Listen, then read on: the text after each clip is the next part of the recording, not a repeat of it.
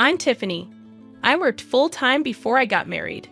But the truth is that company had terrible places to work. I had nearly 90 hours of extra work that wasn't paid. Even though I was going to be married, I thought about working, but I quit because of health problems. I now follow a healthy routine and go to bed and wake up at normal times. After I quit, my health got a lot better. My husband, Theo, didn't disagree with my choice to quit. He seems to love that I'm home doing jobs and waiting for him to get home from work. Whenever we were first married, he would say, "I'm so lucky to have a wife who welcomes me home." That thought had become a given after 5 years, which was to be expected. Things still go wrong every so often. When we visit, my mother-in-law, Sarah, who used to be nice, always asks, "When will you give me a grandchild?" She always says it when Theo isn't there. Hearing this over and over again for years has caused me a lot of stress. Honestly, the only reason I have any desire to see her is to avoid her company, as she makes me feel awful. John is my father-in-law.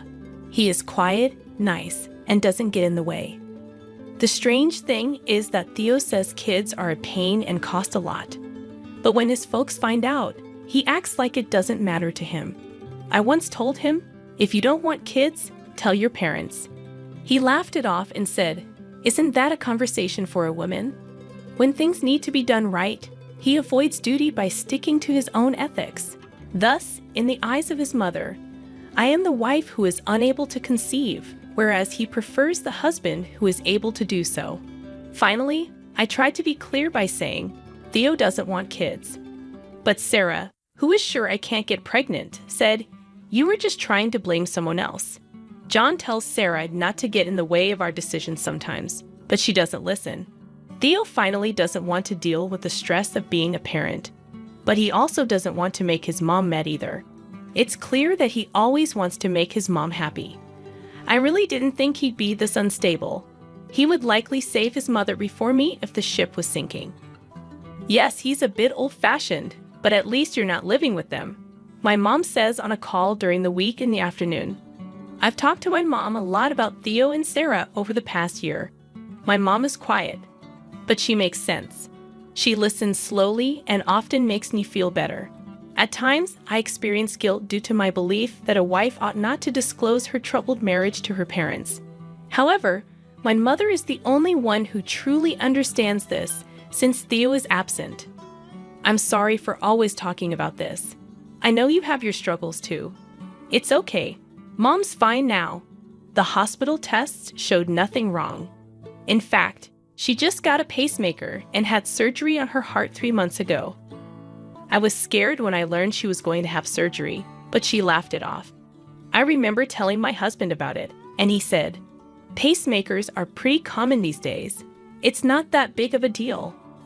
But when his own mother hurt her ankle, he freaked out and told me he'd help out without being asked first. Talk about having 2 sets of rules. Putting a bandage on an ankle is not nearly as important as having surgery. I always whine on the phone, and because I live so far away, I don't get to see my family very often. This time, I'm going to surprise my mom on her birthday with a trip with my dad because I haven't been the best daughter to them in the past. I'm home. Dinner's ready, my husband always says as he sits down to eat. No longer does he really say anything about the food, but I was excited about the plan my dad and I made. Actually, my mom's birthday is coming up. "Oh," he said after pausing to eat his steak and taking a puzzled look at me. "I was thinking of booking a hotel in Lake Tahoe and taking a trip there." Really? He didn't seem very interested. The hotel is pretty fancy, and a lot of people like it here. This person helped me a lot. His eyes lit up when he heard the word luxury. A fancy hotel. "We're going to have different rooms from your parents, right?" "Of course we are. They're both going to be there, so why don't we go see some sights in Lake Tahoe together?" "Sure." Oh well, at least he seems interested. Since he spends most of his time with his parents, he shouldn't mind going on trips with mine every once in a while. Lucky for me, my parents are taking care of everything this time, so I don't have to plan the date or the hotel. It's like I let them handle everything. "Where are you going?" "I need to ask for time off." While I was packing in the bedroom, my husband threw the question over his shoulder. Did I not tell you? The 23rd and 24th are the dates. Oh, right. When I turned around, I saw him playing around with his phone without thinking. It's all the gifts for Sarah that were forgotten, among other things. Of course, today had something to do with my choice. Out of the blue, my angry mother-in-law yelled, "A woman like you who doesn't work or even have kids should be thankful just to be married." I didn't feel scared when I realized I could also cut ties with her. Look, don't put me down. Also, just so you know, it was your son who didn't want kids because he thought being a parent would be hard. He probably never said that though. My wife's mother just sat down shocked. She had always thought it was my fault, but she didn't know that her son had made the choice all along. So my father-in-law took my husband and mother-in-law away, and I went on a family trip with my folks. You had quite the eventful birthday, didn't you? My mom said, "I'm sorry," in her normal happy voice. As long as you are happy, that's all that matters. But I had no idea he was that bad. I should have stopped by earlier to see how things were going. I no longer give a damn about it, as I have been living that way for an extended period of time. It was a wake-up call. My dad was pretty quiet, but there was a hint of happiness on his face. After that, my husband and I got a divorce, but it looks like his relationship with his mom has gotten worse. He was never kind, and I was always in charge of everything except his job. It was said that his room turned into a garbage dump without me there. It looks like my ex-mother-in-law cleans up for him often. But she's about to lose it because she fights a lot with her son, who she used to love. The cops were called because their fight got so bad. My ex-father-in-law says she did this to herself by giving their son too many good things. It's interesting that on the day of the hotel incident, my ex-mother-in-law was friendly with the head of a neighborhood organization. Was also taking a break there. He saw all of her crazy behavior. People in her community no longer value her because she is seen as the mother of the husband who forced his wife to leave him. For myself, I landed a job at the hotel that my uncle owns. He hired me without telling anyone that I'm related to the owner because he was looking for work after his split. I'm now learning from staff members who have more experience. The hotel job takes careful attention. There are still things I haven't learned in times when I've been told I was wrong. But it's a big change from the housework I used to do that no one noticed. Everything that is done here is praised. He looked truly angry. After I get married, my parents should usually come first. Tell your parents to go home. What? That's correct. From now on, it's just the two of us and our son. My mother-in-law said without missing a beat. I was really hurt. I never thought he would be this way. Where did my kind husband go after we got married? Then a big man in a suit quickly came up to us. Is there a problem? My mother-in-law started talking very quickly before he could finish. Get rid of these people. We'll use their last few nights. I'm sorry, but we can't do that. She snapped. Why not? They have already paid, and we have them booked until the day after tomorrow. She glared at me in anger.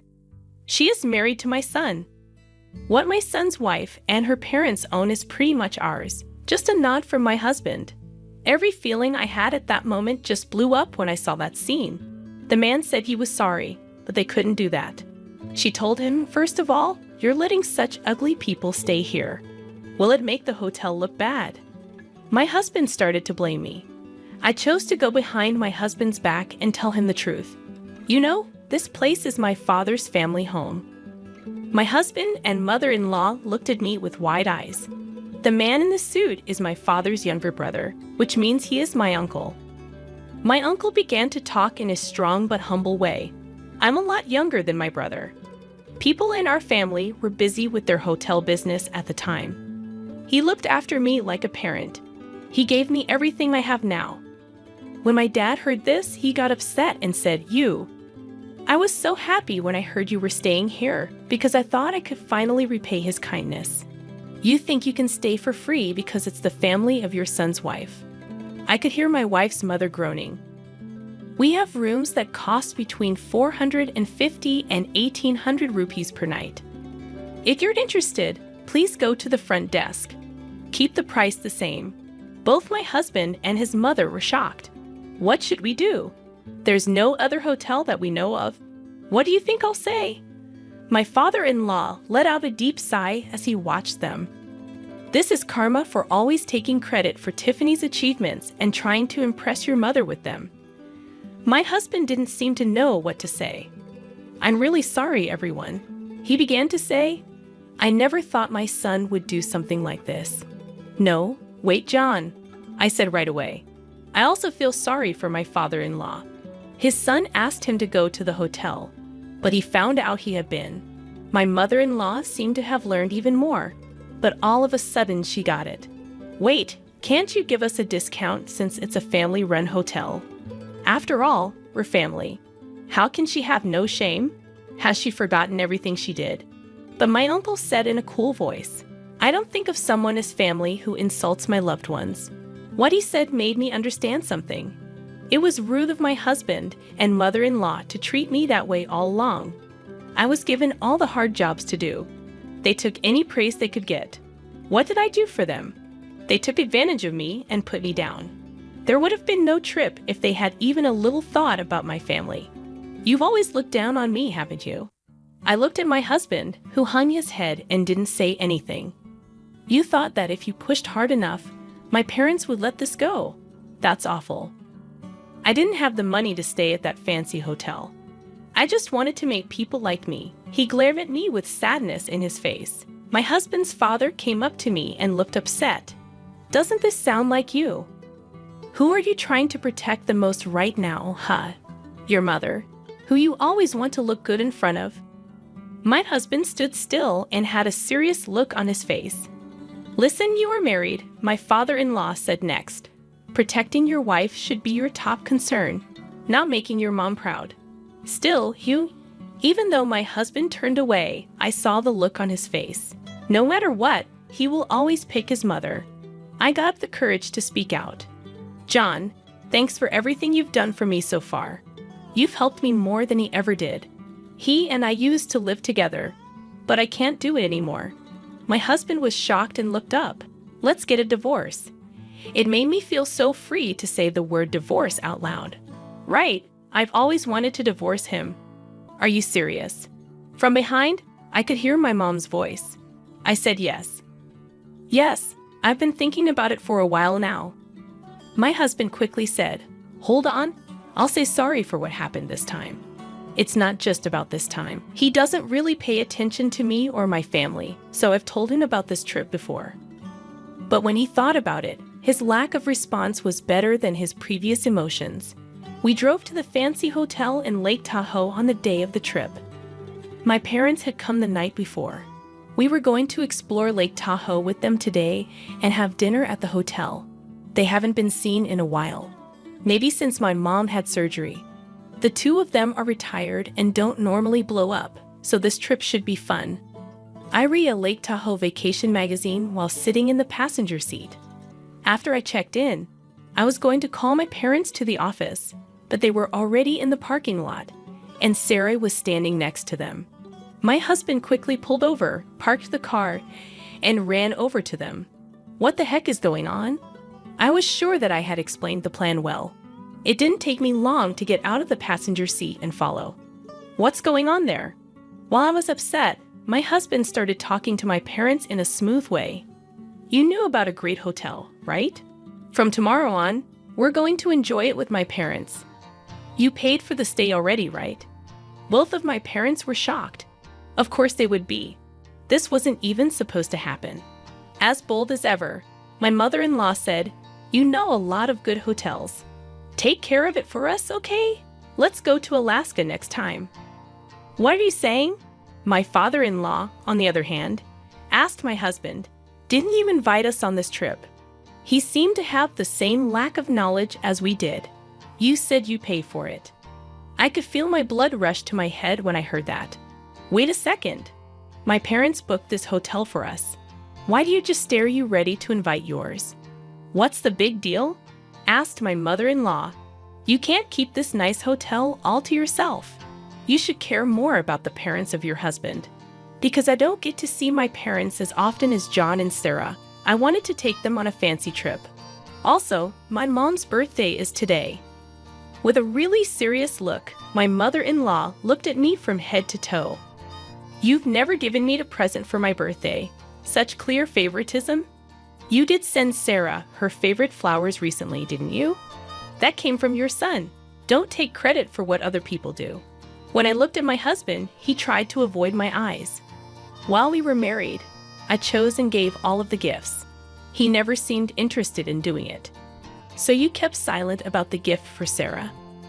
He said something terrible when he looked into my husband's eyes. I'm going to buy them with your money. It's the same as if I had chosen and bought them myself. Paris, who neither marries nor has children, is like roadside weeds or empty cans. In other words, garbage. Useless moochers belong in the trash can. My brother Stanley's wife, Regina, said without hesitation. I was stunned, and even my mother, who I take care of. We don't need a daughter like you. Get out. Chimed in coldly.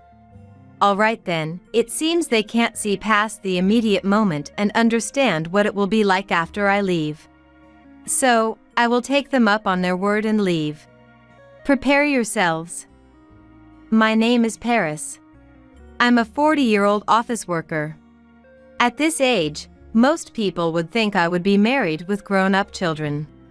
But fate had other plans for me, and I'm still single without children. In fact, I can't have children. When I was younger, I had health issues that led to this situation. But I'm grateful to be alive. However, those around me have no way of knowing my circumstances. Being single and childless at my age, people often think there must be something wrong with me. Though the rate of lifelong singleness is rising, it's curious how few people understand that. When there's talk of marriages or childbirths at work, I'm often met with awkward sympathy that leaves me exhausted. I don't mind at all, really. Other people's good news doesn't make me feel bad. I've mostly given up by now, but the cautious reactions of those around me are still hard to get used to. With that said, I still haven't given up on marriage. No matter the age, I still want to fall in love and, if fate allows, get married. Although right now, I enjoy my work more than romance, so the chances of marriage are slim. My job is rewarding and interesting, and I have no intention of quitting. But lately, my private life has been so busy that it's been affecting my work. The reason is that I'm currently caring for my mother.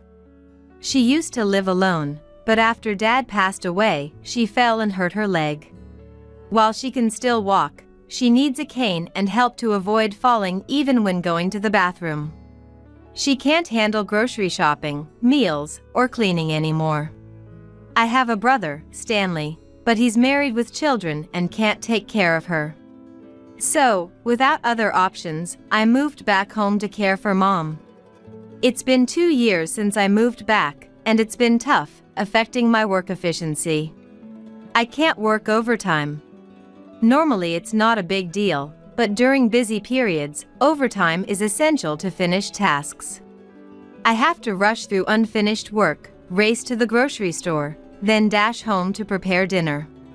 I help Mom with her bath and meals, clean up after dinner, and then do the laundry and cleaning. Before bed, I massage Mom's feet. Despite my devoted care, Mom says, it's only natural for a daughter. Repay the debt of raising you properly. She doesn't appreciate my efforts. Sure, I owe her for raising me, but a word of thanks would be nice. As a caregiver, that would change my motivation completely. But Mom only thinks it's natural and never thanks me. Instead, I face daily scoldings. At work, thinking about Mom, I glanced at the clock on the wall, almost time to leave. What should I do for dinner tonight? If I were alone, I could eat out or order pizza. But Mom insists on everything being homemade and refuses to eat out. The thought of having to cook, something I'm not particularly good at, after a long day at work gives me headache. Hiring a housekeeper isn't an option either since Mom immediately rejected the idea, saying, "I don't want strangers in my house." As I pondered tonight's menu, "Paris, can I have a word?" my boss called out, snapping me out of my thoughts. "Yes, what is it?" "I hate to ask, but could you stay for an extra hour tonight? I'm struggling to get everything done." As soon as I heard those words, my face fell. There was a time when I would have readily agreed, back when I was single and had no other obligations. But now, that's no longer possible. Because of Mom. "I'm sorry, I need to get home to make dinner for Mom." "Oh, right, you're taking care of your mom." Feeling guilty, I explained, and my boss looked just as apologetic. "I'm sorry." "It's okay, don't worry about it. I'll ask someone else." Even though my boss said it was fine. The guilt didn't go away. I glanced at my computer screen, seeing the unfinished work there. "I really want to finish this today too, though." Looking at the clock, I saw it was already past the time. I could see colleagues who didn't have to work late getting ready to leave. With a sigh, I shut down my computer. "Chicken soup again?" "I'd like steak for a change." "Sorry. I'll make that tomorrow." Good grief, you're so thoughtless.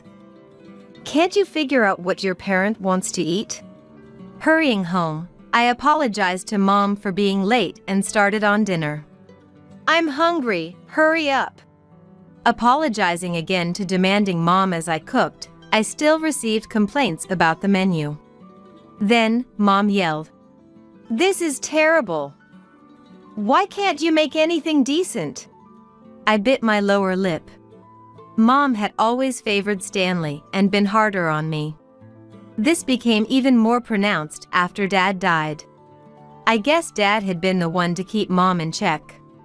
With Dad gone, Mom took out her frustrations on me as she pleased. Mom said I resembled Grandma. Grandma and Mom had the typical mother-in-law and daughter-in-law conflict, always at odds. But that's no reason to take it out on me just because of a resemblance. It seemed like Mom was avenging herself on Grandma through me. The dinner I thought I'd made well didn't taste good at all because of Mom's complaints. "Mom, I have a job and no time. Maybe you should consider moving to a facility." I had suggested this countless times. But, "Are you trying to get rid of me? How could you treat your parent like a burden, you terrible daughter?" Mom would only get furious, making the conversation impossible. And I can't force her into a facility against her will. If she had dementia or was bedridden, it might be different.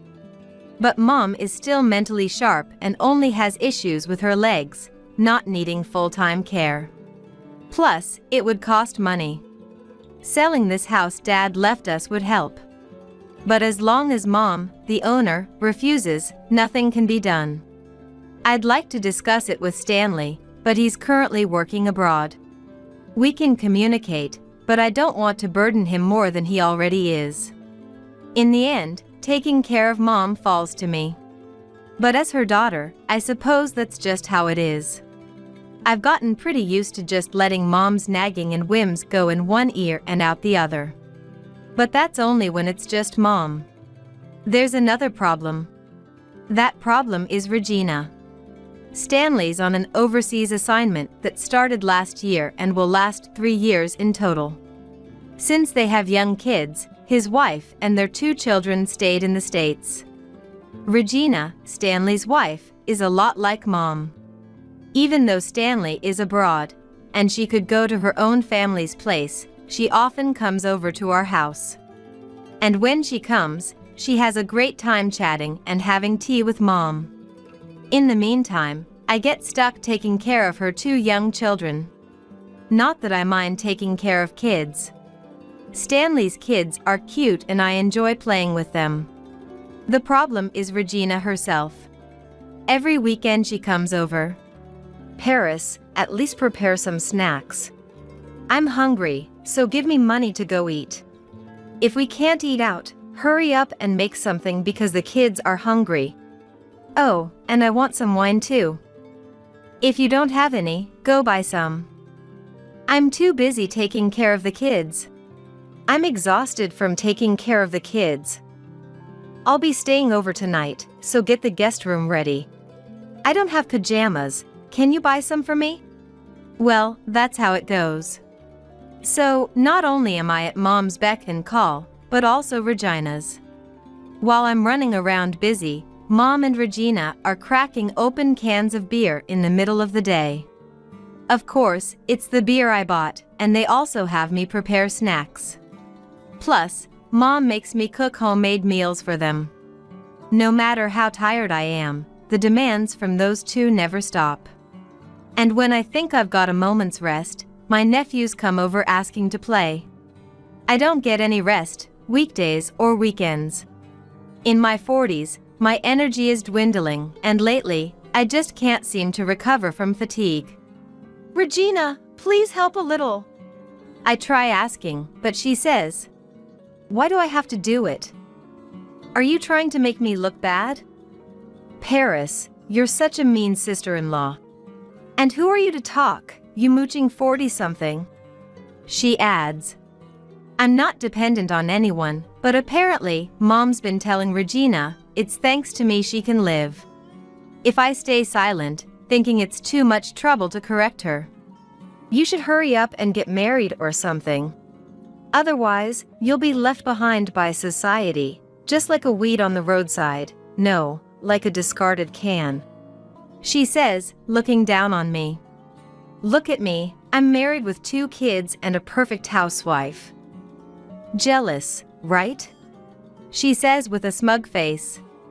At that point, I just focus on staying silent because arguing back seems pointless. But sometimes it really gets to me. And not just marriage, if you don't hurry, you won't be able to have kids. A woman should have at least 1 or 2 kids. When she said that, I silently slammed the casserole down on the table in front of her. Then, glaring at her. Oh, that's right, Paris can't have kids. She said with a fake innocent smile, as if she had just remembered. I want to say something back, but then Mom chimes in with, seriously, not being able to have kids means you're basically done as a woman. Even my own mother says such cruel things to me, so it's no wonder Regina feels emboldened. Mom and Regina, being similar in many ways, would often get along and become lively. Thinking it was pointless to say anything to such people, I eventually returned to keeping my nephew company without saying a word. Regina didn't just come home when she wanted to relax. She also came when she wanted to host events by inviting her part-time job colleagues from her condominium. One holiday morning, she was being noisy as she prepared for a barbecue in our backyard. People from her work were arriving one after another, not just women with their children who also worked part-time. But it seemed she had invited full-time employees as well, bringing a large crowd. As expected, Regina started directing me to do things. Like do this, do that. Paris, we're out of bread. Paris, the meat is gone, go buy some more. We're out of booze, go get some. We're out of paper plates, can't you be more thoughtful? Her initially polite tone became increasingly rough, perhaps due to the alcohol. Unable to argue back in front of guests, I had no choice but to comply with her demands. Some people did offer to help, but it's fine, just let Paris handle it. Regina would stop them. Amidst the dizzying busyness, a man approached me and asked, "Are you okay?" Looking up, I saw a middle-aged man who was one of the employees. Probably had children of his own around my age, I thought. Sorry for barging in with so many people. We should be helping more, but we don't know the boundaries in someone else's home.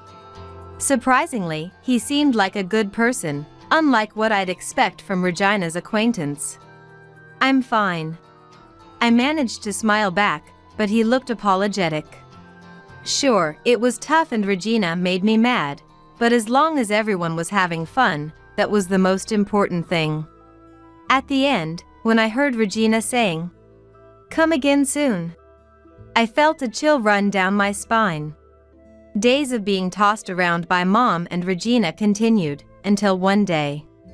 Childless and single is no good. You don't understand people's feelings at all. Mom suddenly blurted out, wondering wide-eyed at what's going on. You don't understand people's feelings. She pointed at me accusingly. What? What's wrong, Mom? I'm not living with you to take care of you. What are you talking about, Mom? What's gotten into you all of a sudden? Don't act all high and mighty when you can't even do proper housework. What on earth was this about? She had said many unreasonable things before, but never so suddenly, and I couldn't keep up. With question marks floating in my head, Mom said, "If you can't do anything, at least contribute money to the household." But I am already covering some of the food expenses. Give me money I can spend freely. That's ridiculous. I was doing what I could, but recently I'd reduced my work hours and left early more often due to Mom's complaints. My income had decreased, and now she was demanding pocket money from me? No way. But you have your pension and Dad's inheritance. Shut up. Just give it to me. It was like being extorted by a delinquent. I resolutely refused, but later I was shocked to find that money was being taken from my account. I can't believe it. Even between parent and child, there are lines that shouldn't be crossed. I've reached my limit. I need to discuss this thoroughly with Stanley. Just as I was thinking that with my head in my hands, another sudden declaration was made. Paris, you're moving out of this house. What? Why all of a sudden? It's not sudden, I've told you before. Stop mooching off us. Mooching? What more do you want from me? You're useless if you refuse to contribute to the household. If you don't want to give money, then get out. Are you serious, Mom? I am serious. Mom's eyes were serious. I wondered what had gotten into her, and then someone popped their head in and asked, "Are you done talking?" Regina? It was Stanley's wife. It was unusual for her to come over on a weeknight, but she said she came because her 2 kids were at a friend's house for a sleepover. Paris, I've decided to move into this house. She made this abrupt announcement. What? What do you mean? Can't you understand? Typical moocher with low comprehension. What's with that? Listen, your brother, well, my husband, will not be back for another 2 years. During that time, raising kids alone is tough, so I decided to move in here. What about your parents' house, Regina? My older brother and his family already live there, so it's not possible. But does Stanley agree with this? I don't need my husband's opinion. I decided to move in here. This was agreed upon by Scarlett too. But in that case, only Stanley's room is free. How can 3 people fit in there? What are you talking about? Paris, you're moving out, so there's no problem. Wait, I am supposed to leave? Exactly. Didn't I tell you before? You who neither marries nor has kids is like a weed or an empty can on the roadside. In other words, trash. A useless moocher is to be thrown in the garbage. This is absurd. What kind of nonsense is this? I was dumbfounded and couldn't close my mouth. So, please leave, Regina said with a sweet smile. But if I leave, will Mom be okay? Of course, you will take care of her. What? Naturally. If you don't want that, then send lots of money. You've been a moocher all this time, so you can at least do that, can't you? No, there's no way I can do that. I don't deserve to be called a moocher in the first place. But Mom seemed delighted to live with Regina and her adorable grandchildren. Regina seemed thrilled to move from a cramped condo to a spacious house. This is hopeless. But then I thought, wait a minute. This might not be a bad idea. I had lived alone before. I earn enough to do that again. Besides, if I move out, I won't have to spend time caring for Mom. Mom has been getting a lot healthier lately, going to the grocery store and managing house chores by herself. Wouldn't it be better if Regina were here? As for sending money, well, I'll think about it later. I see only benefits in this.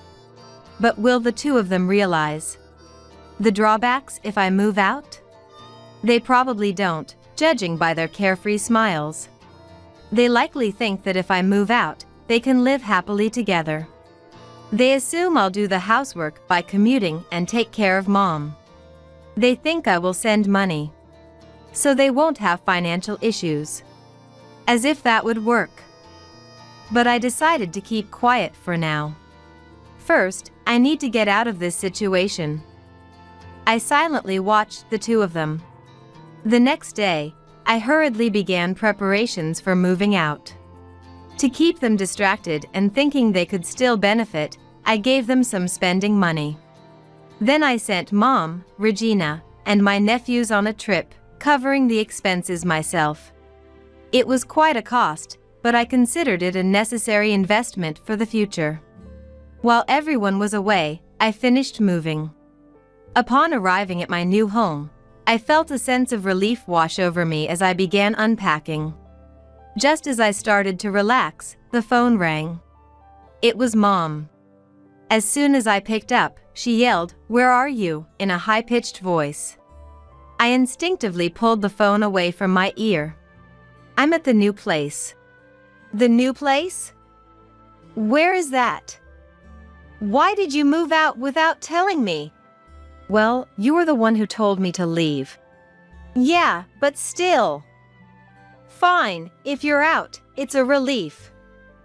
Now I can have Regina and her family move in. And you better start sending money. Despite paying for her trip, she's already asking for money. Mom only thinks about using me. She hung up abruptly after demanding money. Sudden silence filled the room. I stared blankly for a while. Enough is enough. All right, time to start fresh and live a new life. Living with Mom meant enduring endless days of sacrifice. I had to give up hobbies, free time, and even work hours to cater to Mom and Regina's whims. Finally, I am free. I should try something new, shouldn't I? I mused aloud. But nothing came to mind. I've never really had hobbies, being a workaholic. Then, a thought struck me. All right, let's sign up for a dating app. It wasn't because of anything Mom or Regina said.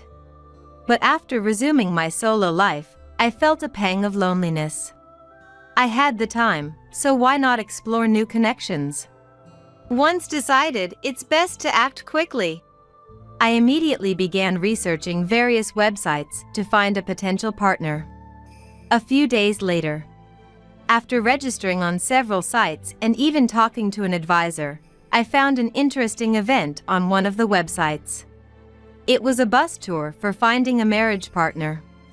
Travel tends to bring out people's true selves, or so I've heard. Formal meetings with hello, and small talk are fine, but travel seemed like a more relaxed way to meet someone. Even if I didn't meet anyone special, I could still enjoy the. So, the bus tour began. After introductions, we arrived at our destination, and it was free time. I thought they could have organized a bit more, but groups started forming slowly. Some were already pairing off. The participants were around my age, actively engaging with one another, which was impressive. I decided to take it at my own pace when. Excuse me. Are you Paris? A voice startled me, making me straighten up. Yes, I'm Paris. I replied awkwardly. Meeting people in this setting felt entirely different from work. My voice even cracked. Turning around nervously, I saw a man with wide eyes and a somewhat dazed expression. He looked around my age, maybe older. Something about him seemed familiar. Oh no, embarrassing. Paris, it's me. Do you remember? Huh? It sounded like one of those icebreakers. Don't we know each other? But I did recognize him. Remember the barbecue at your place? Oh, right. I remembered. The middle-aged man who checked on me when many people from Regina's workplace came over. Yes, I forgot because I only met him once, but it's definitely him. When the man greeted me with "It's been a while," I also greeted him back with "It's been a while." Apparently, this man who would become Regina's boss was an unmarried man with no children or wife. Indeed, he wasn't wearing a wedding ring, but I thought many men don't wear them, so I didn't pay much attention to it. Oh, I also assumed that people of a certain age are married or have kids. Well, I guess it's natural for people to assume the same about me. As I chuckled to myself, the man spoke up, by the way. The man. Ian said, "How is Regina doing?" My sister? Oh, she's Stanley's wife, so she's my sister-in-law. You mean Regina, right? Yeah, probably. Probably? I moved out of my parents' house. Regina started living with them instead. Oh, really? Yeah, well. I couldn't say I was kicked out, so I smiled awkwardly to cover it up. I see. I didn't know she quit her part-time job. What? The sudden revelation made my mind go blank for a moment. She quit her part-time job? I hadn't heard anything about that. Yes. Maybe around the time of that barbecue. What? But she was supposed to be going to her part-time job as usual. This was the first time I heard Regina quit her job. Up until I moved out, she had always been coming over and lazing around, saying she was tired from her part-time job. Oh, then she must have found another part-time job. Maybe. Regina rarely talks about her work. But I think she would have mentioned if she quit or changed her job. But why did she quit? Oh, don't you know? She was dating one of our younger employees, and oh. What is that? I'm really curious, so please don't stop there. Dating a younger employee? Oh, well, I feel like it's inappropriate to say. Then I'll turn away, so please say it as if you're talking to yourself. Well, okay. Okay? I'm glad Ian isn't a stubborn person. I turned to the right, and Ian turned to the left. Then Ian said in a small voice, "She was found out to be dating one of our younger employees, which caused a problem, so she quit." What? It's just me talking to myself. When I reflexively asked in a loud voice, Ian hastily replied. There was no need for him to repeat it, I heard it clearly. I see, now I understand. Regina was having an affair. Affairs are expensive, and Stanley's allowance alone must have been getting tight. But she got fired from her part-time job, and if she started a new job, she wouldn't be able to meet her lover. So, what to do? Convince Mom to live together, and use Mom's money and my allowance to get by. That way, she wouldn't have to use Stanley's allowance for living expenses and could keep all of it for herself. I see. I couldn't help but mutter. Then there's only one thing I need to do. That night, I quickly made a phone call. A few days later, the phone rang again. This time it was Regina. Hello? As soon as I answered the phone. Paris, why aren't you sending the allowance? She shouted angrily. Regina shouted so loudly that I could hear her even after I took the phone away from my ear. You're not even helping with caregiving. I'm busy with my part-time job and raising my kids, going to the grocery store, cooking, and cleaning. You don't have a husband or kids, so you should come and help." "No way." I hung up, but she called back within a second. "Hello. If you can't come, at least send some money." "No way." I hung up again. But she didn't give up and called back immediately, so this time I answered without saying anything. It was Mom. "Paris, how can you abandon your own mother? You're the one who kicked me out. I told you to leave, but I didn't say you could abandon your responsibilities. Regina is there, isn't she? Regina has kids and a job. You don't have kids, so you should do it." "But Regina lost her job and is hanging out with men." "That's why she's busy, what?" It took Mom a few seconds to process what I said, and then she asked again, a beat later. So I repeated it for her. "Regina got close to a young male coworker at her part-time job and got fired." "What? Is Regina there with you?" "Yes, but..." "Then tell her this." I glanced at the clock on the wall. "Tell her what?" "Stanley is coming over soon, and she should think about what she'll do after the divorce." Divorce? Well, if you cheat on your husband, divorce is inevitable. What? Mom stammered while I could hear Regina in the background saying, "What's wrong, Scarlett? Is Paris going to send money?"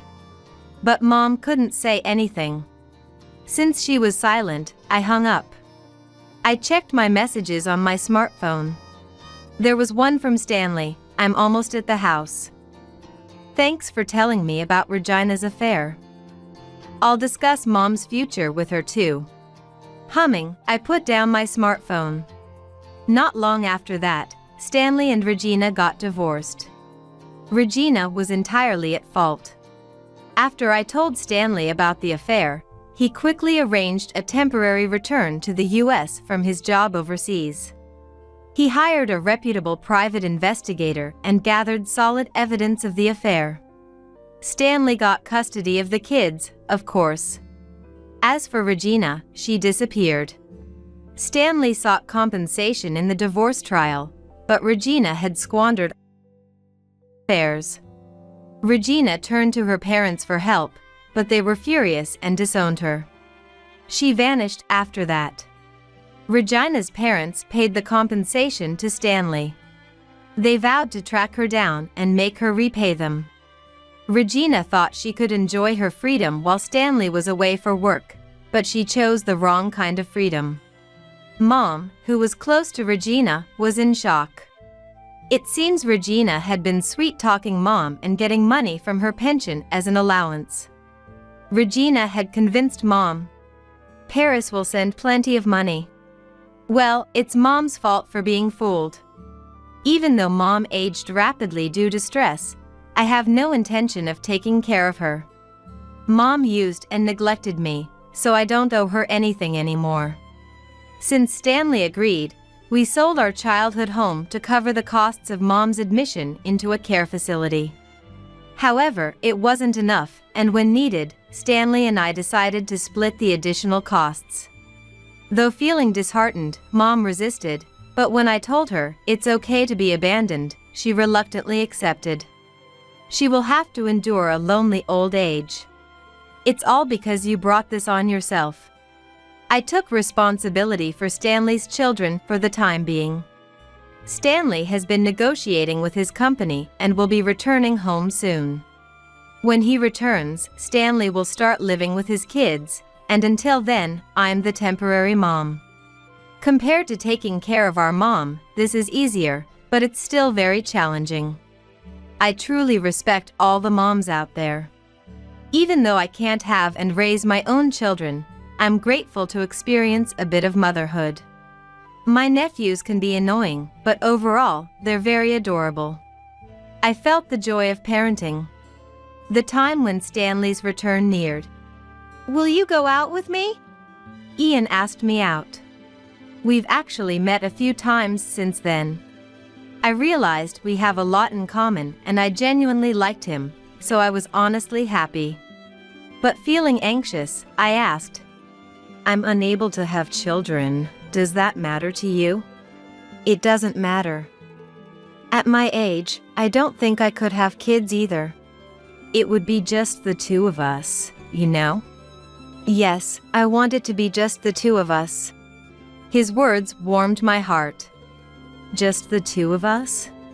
Yes, just the two of us, together forever. Forever? Please stay by my side forever. It was almost like a proposal. In that moment, tears started to fall. Crying and laughing at the same time, my answer was clear. Mom. Kevin's trembling voice echoed through the dimly lit living room. What's wrong? I rushed over to my youngest son, my heart pounding with worry.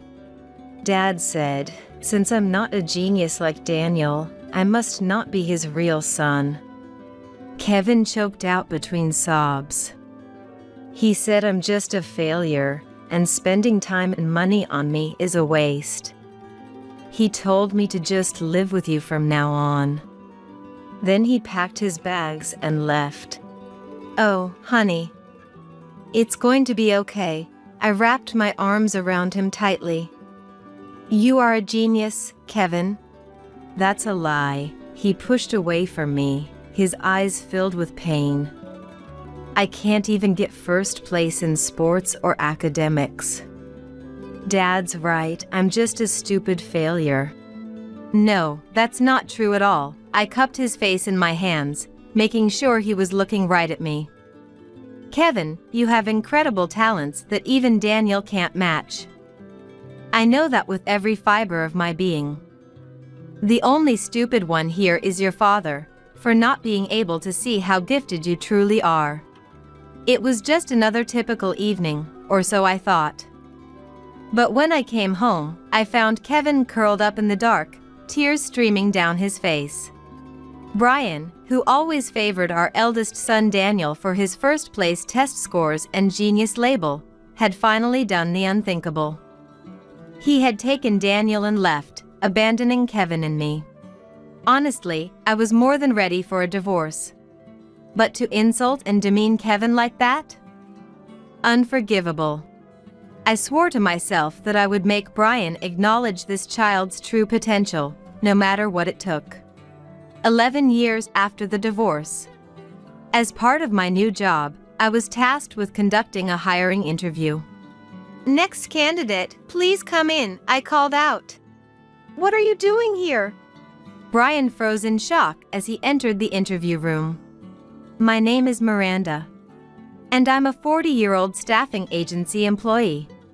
Brian is 3 years older than me. We first met at work, when he was my senior colleague at the same company and department. He was always an extremely strict person. I found him rather intimidating at first. But as I got to know him better, I realized he wasn't just hard on others, he was even harder on himself, pushing himself to the limit. It was him who made the first move in our relationship. Unlike him, I knew how to relax during breaks and treat myself generously when I needed some self-care. I often wondered what made someone as uncompromising as Brian fall for someone like me.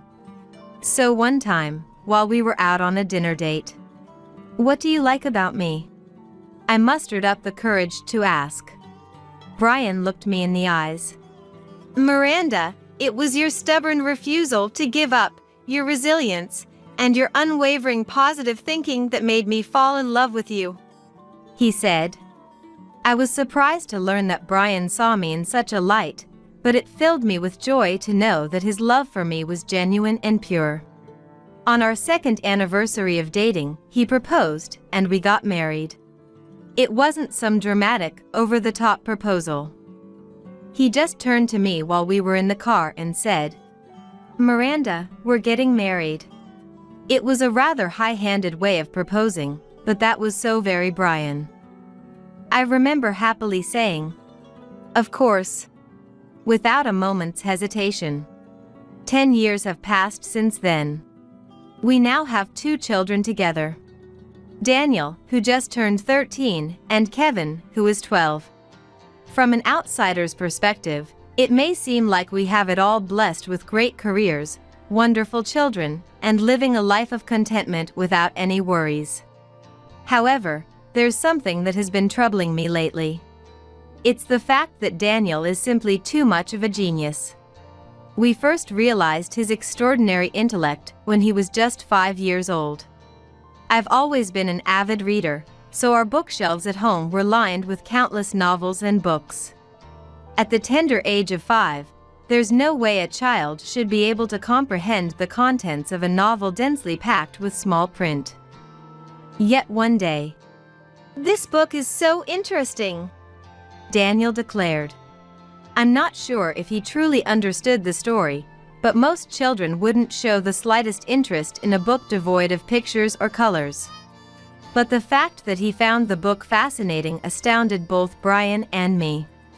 Even when we watched quiz shows together, Daniel would exclaim, "This is how you read that," and effortlessly read even the most complex characters.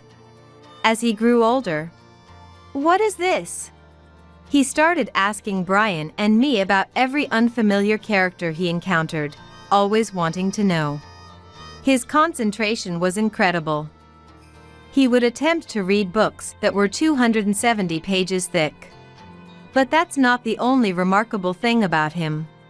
Even though we never sent him to any cram schools or tutoring, he would take the initiative to look up and learn about any words or concepts he didn't understand. When Daniel was just 3 years old, he saw a commercial on TV advertising a tablet designed for children. He said he wanted one, so we bought it for him. He really took to it and started eagerly researching various topics on his own. That might have been the catalyst that sparked his passion for learning. Furthermore, after Daniel started reading novels, he developed an interest in a wide range of subjects. Whenever we went to the bookstore, instead of heading to the comics section, he would make a beeline for the corner where study guides and reference books were displayed. "I want this!" He would bring over workbooks and other materials, exclaiming, "Daniel really is an incredible child. He takes the initiative to study and learn everything on his own," Brian remarked with a proud grin. "Indeed. He tackles those workbooks with such enthusiasm, as if he's playing a game rather than studying," I agreed, my heart swelling with joy. "Ah, Daniel is a genius. A true genius," Brian praised our son, his chest puffed out with pride. "Oh, stop being such a doting parent," I teased, but deep down, I was just as elated. It's only natural for parents to feel immensely proud of their children. Wanting to further nurture Daniel's potential, we decided to enroll him in a tutoring center once he started elementary school. We felt that the children's tablet was reaching its limits, and Daniel himself had expressed, "I want to study more." So we signed him up. Daniel would always skip happily on his way to the tutoring center. "I'm going to stop by the tutoring center after school again today," he'd announce with a beaming smile. "More questions for the teacher?" I'd ask. "Yeah. The teachers at the tutoring center teach me so much advanced material meant for higher grades. It's even more fun than regular school." Daniel's eyes would sparkle as he spoke, his genuine love for learning shining through. Then one day, an opportunity arose for Daniel to showcase his extraordinary talents. It was the elementary school mock exam. Incredibly, he claimed the top spot, ranking first in the entire grade. "I got first place!" Daniel exclaimed, bursting through the door. "What? No way! First place?" I couldn't believe my ears. "Is that true? What a kid! Daniel really is a genius. That's amazing.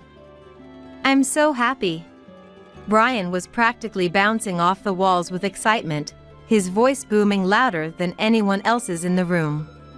Yeah, it's true. Look. Daniel spread the results sheet on the table, the words first place prominently displayed. Brian and I couldn't stop grinning from ear to ear.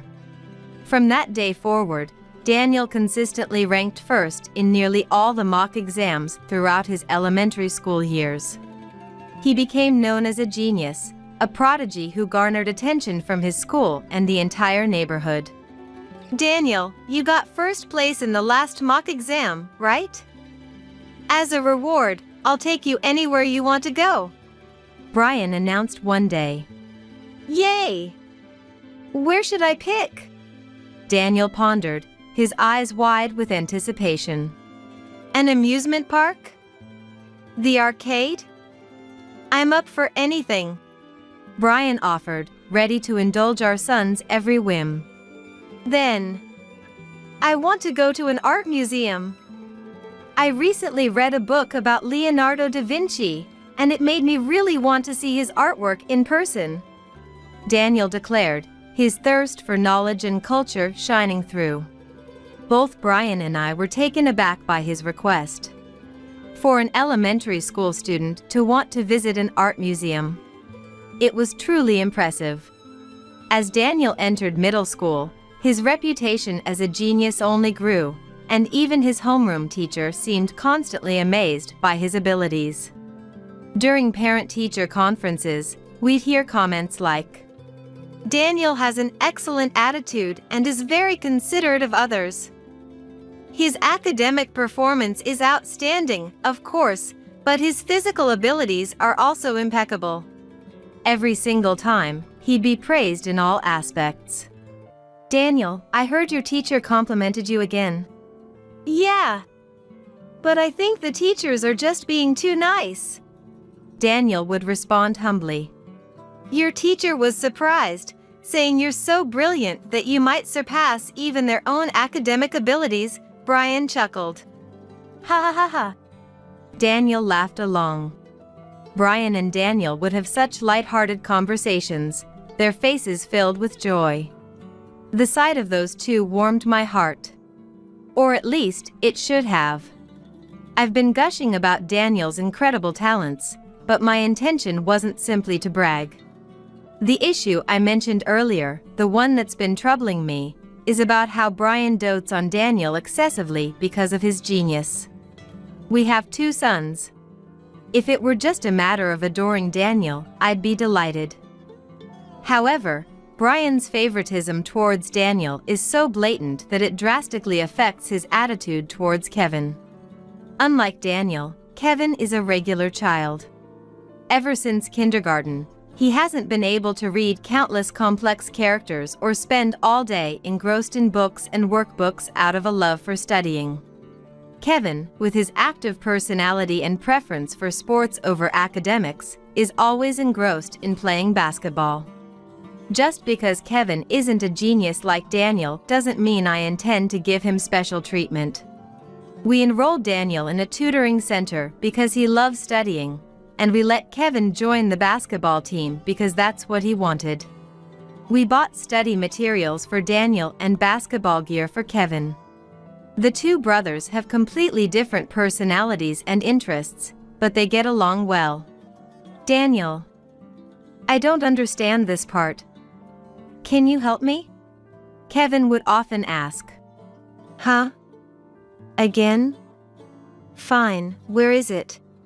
Daniel might seem slightly annoyed at having his precious study time interrupted, but he actually enjoys teaching others and doesn't seem to mind when his younger brother asks for help. Wow! Daniel, you're amazing as always. You explain things even more clearly than the teacher, Kevin would exclaim, his eyes shining with admiration for his older brother. Seeing the joy on Kevin's face, Daniel would smile happily in return. On the other hand, when Daniel stood up to take a break, Kevin would exclaim, Daniel, let's play basketball.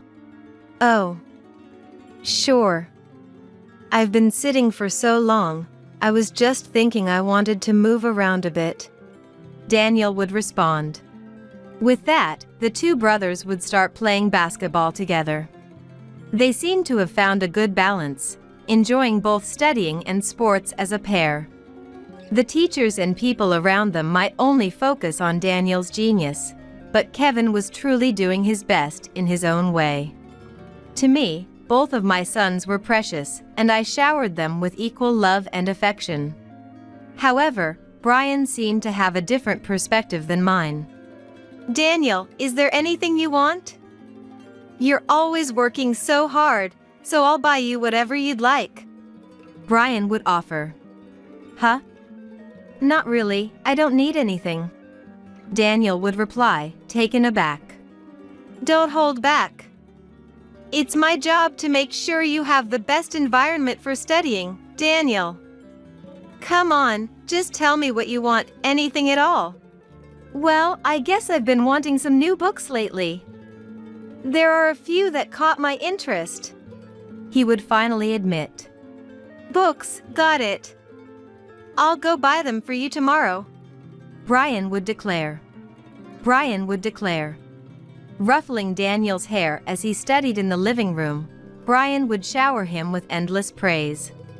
It was always like this, with Brian frequently asking Daniel what he wanted or where he wanted to go. However, even when Kevin won a basketball game or endured a grueling practice, Brian never praised him. On this particular day, as soon as Kevin returned from basketball practice, Brian shot him a cold glare. "Kevin, were you playing basketball again? Instead of wasting time on sports, why don't you study a bit more like Daniel? Don't you understand that studying hard now will lead to a better life in the future?" Brian sighed in exasperation. After glaring at Kevin, Brian left the living room. It wasn't as if Kevin didn't study at all. He always made sure to finish his homework properly after practice ended. He was doing everything he was supposed to do. But according to Brian, if you didn't get first place or produce results in either academics or sports, it was as good as doing nothing at all. Before we got married, I fell in love with Brian for his strict self-discipline and hard-working nature. But was it really appropriate to force those same expectations onto our children? Kevin was truly doing his best every single day. When he entered society, maybe producing results would indeed be important. But at 12 years old, wasn't it too early to be having that conversation with Kevin? I couldn't stand how Brian refused to acknowledge Kevin's efforts. "Hey!" I called out, stopping Brian as he left the living room. I led him to the bedroom, out of earshot of the children. "Hey! Why are you being so hard on Kevin?" I demanded. "It's because Kevin doesn't study, right? There's no point in playing basketball all the time. Kevin should follow Daniel's example," Brian retorted. "Daniel loves studying, and Kevin loves sports. Isn't it our job as parents to create an environment where they can both pursue their passions?" "No, that's not right. There's no use in just doing what you like all the time. Kevin is always playing basketball. I bet he hardly studies at all. It's not just about doing what he likes. He always finishes his homework after practice, and the school has never said anything about his academic performance being subpar. Kevin is working hard too, you know? He looked so sad after what you said to him." He had that kind of expression, huh? He's really weak, even mentally. He's completely different from Daniel in every way. "Stop comparing them. Anyway, I'm saying this for Kevin's sake." No matter what I tried to explain to Brian, he simply wouldn't listen. I was even starting to feel terrified of Brian when he got like this. Why couldn't he understand? How many years had it been since Brian started showing blatant favoritism towards Daniel? every time Brian hurled insults at Kevin, like, "Learn from Daniel. Study more. You're useless." I would scold Brian countless times. Yet his attitude never changed. A few days later, when Brian got home, Kevin was relaxing on the sofa, watching TV after finishing his homework. Daniel seemed engrossed in his studies, completely unfazed by the noise from the TV. Seeing this familiar scene, "Hey, Kevin, are you watching TV again? What about your studies?" Brian approached Kevin and suddenly shouted. Frozen in fear of Brian, Kevin, Daniel, and I all stiffened on the spot. After a few seconds of heavy silence, "But I already finished my homework?" Kevin spoke up, startled. I also approached Brian, wondering what the commotion was about. "What's with you all of a sudden? Kevin finished his homework properly. What's wrong with him watching some TV?" I snapped. "Daniel is still studying, isn't he? Why doesn't Kevin study as much as him? And if he watches TV, it'll distract him. Not only does he not study, but he's always getting in his way." Brian's anger showed no signs of abating as he started berating Kevin. Kevin's face grew darker, as if he had done something terrible. "Dad, I'm just studying on my own. I like studying. And the TV noise doesn't bother me at all, so it's fine." Daniel desperately tried to explain to Brian for Kevin's sake, but his words seemed to fall on deaf ears. Perhaps it was from that day onward. Eventually, whenever Brian came home from work, Kevin would immediately go to his own room to avoid being scolded. At 12 years old, he must have sensed that Brian was playing favorites with Daniel.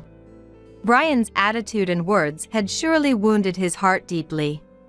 Daniel would study in the living room, while he holed up in his own room. Inevitably, a distance grew between the two brothers. It pained me to see them like this. "What on earth are you thinking? They used to be such close siblings, but because of you, there's now a rift between Daniel and Kevin. Kevin has been really hurt by your attitude and words too. Enough is enough." I finally reached my limit and found myself shouting at Brian. Who cares if there's distance between the brothers? They were never a good match to begin with. Kevin just gets in the way of Daniel's studies. "How can you say such a thing?" Unable to bear Brian's cruel words any longer, I raised my voice. "Don't say anything else that will make Kevin sad." I scolded him as loudly as I could. This is all for their sake. No matter how much I reprimanded him, no matter how much Daniel pleaded, Brian's way of thinking didn't change. It goes without saying that I decided I couldn't let Kevin and Brian interact any further. "Fine. I got it. Then please don't involve yourself with Kevin from now on." I see. That might actually be for the best. If I look after Daniel and you look after Kevin, we can raise them without interfering with each other. I felt a chill at the eerie smile on Brian's face. I didn't know what form of parenting we should pursue or what the right approach was, but maybe this was okay for now. If he was going to keep comparing Daniel and Kevin and verbally abusing Kevin, then perhaps it was better if I was the only one looking after Kevin, so he wouldn't get hurt. However, I would soon learn that Brian's idea wasn't as simple as just dividing parenting roles. 1 month later, as I had requested, Brian stopped meddling in Kevin's education altogether. Not only that, but I felt like he was actively avoiding conversations as much as possible. I wasn't happy about it, but Daniel was already mature enough to make his own judgments and study independently, so there likely wouldn't be any issues even if I didn't get involved. After that, Brian stopped saying anything to Kevin, and he started coming down to the living room a little more often. So for now, maybe this arrangement was okay. I tried to convince myself of that. However, one day when I came home from work as usual, I felt that something was slightly off. Daniel's shoes, which should always be there, were missing. And so were Brian's. Maybe Brian just hadn't come home yet? But what about Daniel's shoes? Did he go out to play? With that thought, I hurried towards the living room. Entering the living room, I felt that strange sensation again. There were no signs of a disturbance, but all of Daniel's study materials, which should have been neatly tucked away in the corner of the living room, were completely gone. That wasn't all. Brian's golf set, his hobby, had also vanished from the entryway. Something was wrong. I dashed up to Daniel's room on the second floor, and sure enough, all of Daniel's belongings had been cleaned out. Next, I headed to Kevin's room. There, I found Kevin curled up in a small ball, tears streaming down his face. Kevin? What's wrong? What happened? Where's Daniel? And Dad? Mom. What's going on? Even though it was already evening and getting dark, Kevin was huddled in the room without turning on the lights. I rushed over to him in a panic. Dad said, "Since I'm not a genius like Daniel, I must not be his real son." Kevin choked out between sobs. He said I'm just a failure, and spending time and money on me is a waste. He told me to just live with you from now on. Then he packed his bags and left. I couldn't believe it. To say such cruel things to his own son. Brian, who always favored Daniel for his first-place test scores and genius label, had finally done the unthinkable. He had taken Daniel and left, abandoning Kevin and me. Was this the meaning behind Brian's eerie smile? Honestly, I was more than ready for a divorce. But to do it in such a heartless manner, wasn't that going too far? How could he? Was it because I'm no good? That's not true at all. It's going to be okay. You are a genius, Kevin. I gently placed my hand on Kevin's shoulder, trying to calm him down. That's a lie. He pushed away from me, his eyes filled with pain. I can't even get first place in sports or academics. Dad's right, I'm just a stupid failure. No, that's not true at all. I cupped his face in my hands, making sure he was looking right at me. Kevin, you have incredible talents that even Daniel can't match. I know that with every fiber of my being. The only stupid one here is your father, for not being able to see how gifted you truly are. But to insult and demean Kevin like that? Unforgivable. I swore to myself that I would make Brian acknowledge this child's true potential, no matter what it took. Kevin, how about we go out for some steak today? Eat as much as you want, okay? I desperately tried to change the subject, deciding that the two of us should go out for a meal to take his mind off things. Despite his gloomy expression, it's delicious. Kevin ate a lot of steak. That night, when I called Brian, he picked up immediately without trying to run or hide. Oh, yeah. Daniel and I left the house and rented a place. He calmly admitted. I see. I have nothing more to say to you. But let me talk to Daniel properly. It's cruel to suddenly force him to be separated from Kevin and me like this. With that, I asked to speak to Daniel on the phone. Daniel, I'm so sorry. It must have been scary when your dad suddenly made you pack your things. Your father and I are going to get a divorce. Who do you want to live with, Daniel? Somewhere in my heart, I was certain he would choose me. However, Daniel's response was unexpected. I'm going to live with Dad. It's not that I don't like you, Mom. But for his sake and my own, I've decided to stay with him. Please take good care of Kevin. It was such a mature statement, not at all childlike. So Daniel chose his father. I was overwhelmed with sadness and loneliness, but if it was Daniel's wish to be with his dad, I couldn't forcefully twist his opinion. In the end, Daniel and I ended up living apart, and soon after, Brian and I finalized our divorce. 11 years have passed since then. I didn't want to work at the same company as Brian, so I used the divorce as an opportunity to change jobs. We moved to a new house, but I didn't want to transfer Kevin to a new school when he was about to graduate, especially due to his parents' circumstances. So we relocated to a place close to our previous home. Brian seemed to have the same idea and moved to a location not far from our former house. The child support payments for Kevin only lasted for 3 years after the divorce. Even when I sent reminders, I never received a response. I considered complaining, but I was earning a decent income myself, so money wasn't an issue.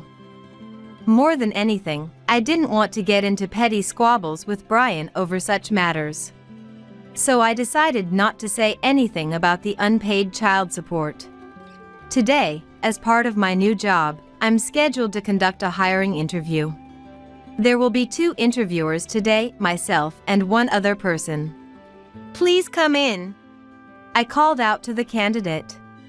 The person who entered the interview room, hoping for a career change, didn't start with a polite greeting.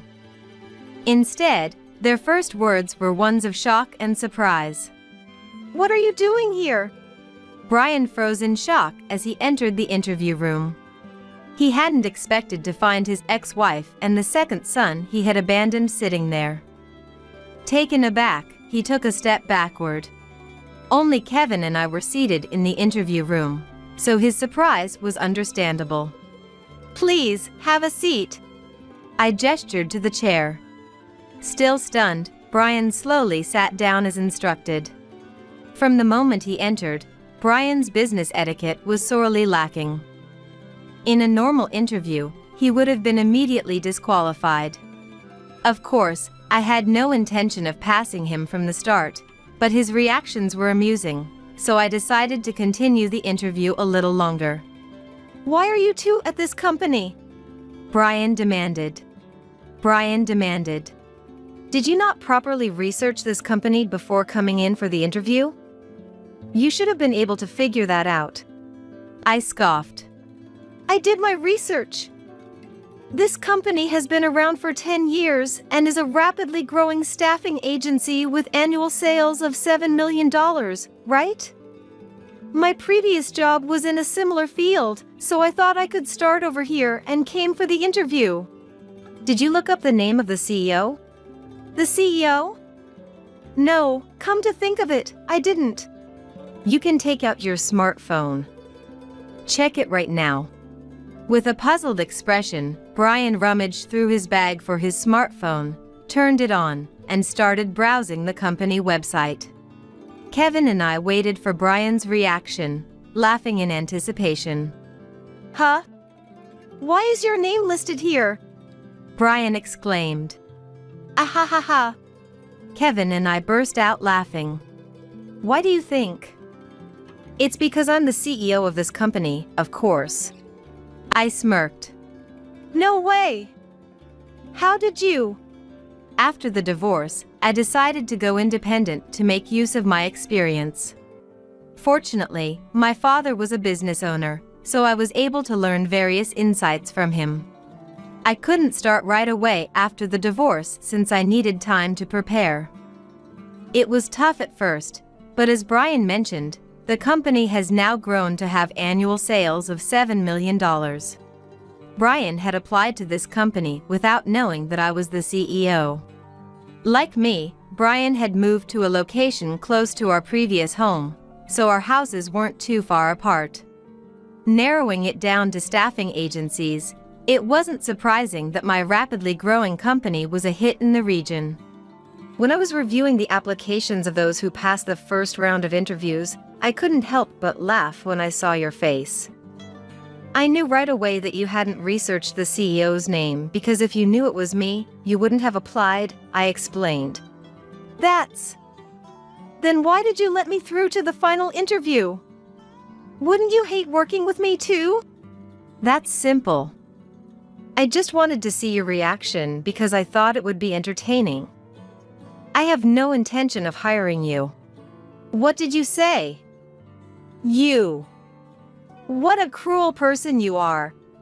Brian stood up from his chair, looking as if he might lunge at me at any moment. However, Kevin quickly intervened to stop him. Hey, calm down. Kevin! Say something to your mother. Tell her not to make fun of your father. What? Father? Who are you even talking about? Huh? I don't have a father. There's never been such a person in my life. The man standing in front of me now is just the guy who abandoned me. That's all. Kevin looked Brian straight in the eye, his gaze serious and unwavering as he spoke those words. Brian hung his head at Kevin's statement. Anyway, can you please sit down? I asked. Yeah, Brian muttered, settling back into his chair. I think it's about time we wrap up this interview. Is there anything you'd like to say? I prompted. I was in the wrong. So please, hire me. This company is my last hope. I'm begging you. Brian pleaded. Excuse me? Your attitude has been terrible since the moment you walked in, and you came here without even knowing the CEO's name. Who do you think would hire someone like that? This company is all I have left. You understand, don't you? There aren't many companies that will hire someone over 50. I thought I could rely on Daniel's support, but that hope has been completely shattered. I need to find a new job soon, or I'll be in trouble. Brian exclaimed. Oh, speaking of Daniel. Come in. I called out to someone waiting outside the interview room. It was Daniel. Dad, long time no see. Daniel greeted. Daniel? Why are you at this company too? Brian was so shocked to see Daniel that he toppled out of his chair. He really had a knack for dramatic reactions, and Daniel, Kevin, and I couldn't hold back our laughter. Ahahaha, you seem as lively as ever. Daniel chuckled. You left home saying you were going to become a teacher, but instead you're at this company without sending me any money? Do you have any idea how much I've invested in you all this time? Brian fumed. When Daniel turned 22 and was about to start his career, he moved out of the house he shared with Brian and began living on his own. Kevin and I frequently kept in touch with Daniel, so we had heard all the details from him about living with Brian. According to Daniel, Brian seemed to think that since Daniel was a genius, he would surely work for a big company and become a CEO, or at least a doctor. Either way, he believed Daniel would become wealthy. However, the path Daniel chose was that of a teacher. He had always enjoyed teaching others. So when Daniel decided to pursue a career in education, I completely understood and was overjoyed for him. But Brian apparently told Daniel, You can't make much money as a teacher. Quit that idea. Find a more lucrative profession. Fed up with Brian's attitude, Daniel finally left home. It had been 2 years since then, and he had grown distant from him. Daniel was now 24 years old. He was still working as a teacher. When he learned about Brian's interview today, I have some things I want to say to that man too. Daniel had come to our company. I'm grateful to you, Dad. That's why, when you two said you were getting a divorce, I decided to live with you, thinking that if Kevin was by Mom's side, I should be by yours, Daniel explained. Then why won't you listen to what I say? Go work at a better company and support me, Brian demanded. That's exactly the issue. As I grew older, I realized you only saw me as a tool. You kept talking about money, and when you quit your job, I knew you were a lost cause. Apparently, he had quit his job and started working part-time when Daniel graduated from college. He probably thought Daniel would get a job and financially support him. Brian, who had always been so strict and serious with himself, had grown complacent with Daniel's genius and made overly lenient choices for himself. Daniel, I'm sorry. It's not too late. Come back home. Brian pleaded. No way. I'm going to continue being a teacher, and living with you is the last thing I want to do. Daniel refused. Then Kevin, you'll do. You work at this company, right? Do something for me. Brian turned to Kevin. I had been silently listening to Brian's statements up until now, but I couldn't stay quiet any longer. Treating Daniel like a tool and saying Kevin would do if Daniel couldn't? Unforgivable. You really haven't changed at all, have you? You still can't see his talents. I snapped. Kevin's talents? He played basketball for so long but never made it to the pros, right? And in the end, he only got into this company because of you. I knew it. Kevin has no talent. Brian declared confidently. You're wrong. His talent lies in his exceptional character and his deep sense of empathy. Kevin never forgets a person he's met once, or the conversations he's had with them. That's why he always remembers the faces and names of our clients when he comes back, and he's adored by everyone for his thoughtfulness. This company's growth is thanks to his connections, I countered. What's that supposed to mean? So he just has a good personality, that's all. You can't call that a talent. It won't make money. Brian scoffed. Is money all you can ever think about? Then tell me, who do you think is earning more right now, you or Kevin? Kevin will undoubtedly become the CEO of this company about 10 years from now, when I retire. All the employees hope that Kevin will be the next CEO, and I believe that's how it should be. In such a short time, he has gained that level of trust, I asserted. Seeing the situation objectively, Brian must have realized that I was right. He started biting his lip. But what about you? You neglected Daniel, who supported you all this time, and lost his trust. You lost mine and Kevin's trust ages ago. And to top it all off, you quit your job and are working part-time in your 50s? What makes you think you have the right to complain about anyone? I questioned harshly. Brian couldn't say anything in return. Still sprawled on the floor where he had fallen from his chair, he couldn't even stand up from sheer despair. If you understand, then leave. I'm sorry. Please escort this man out, I instructed. At my words, other staff members from the hallway lifted Brian up and dragged him out of the company. As he was being carried away, Brian looked like a lifeless doll, his arms and legs dangling limply. The staff seemed to be struggling quite a bit to haul out a man so utterly drained of energy. I felt truly sorry for them. 10 years later. As for Brian, of course, he was rejected by my company after that incident.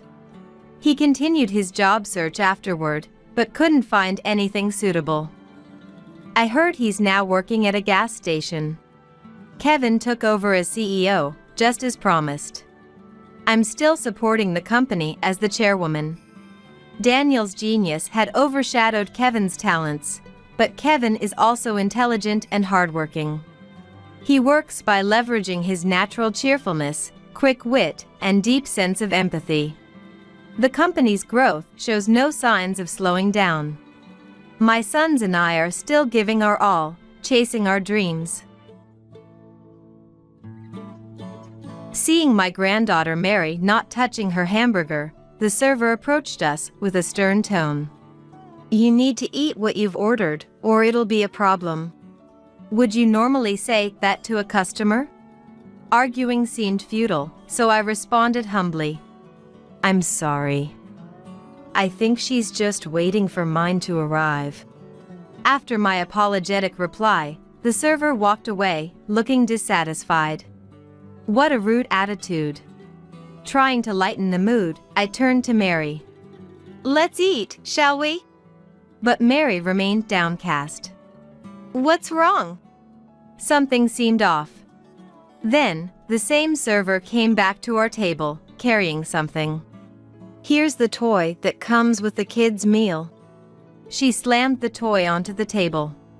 Looking up at the server, I saw her smirking at Mary. It was a chilling sight. Mary must have felt something was wrong too. "I don't want this." She threw the toy on the table to the floor. She's never usually so rough.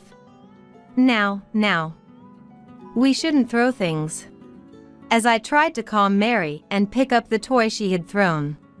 Suddenly, "Grandma, let's get out of here." Mary grabbed my arm as I was reaching for the toy and shouted.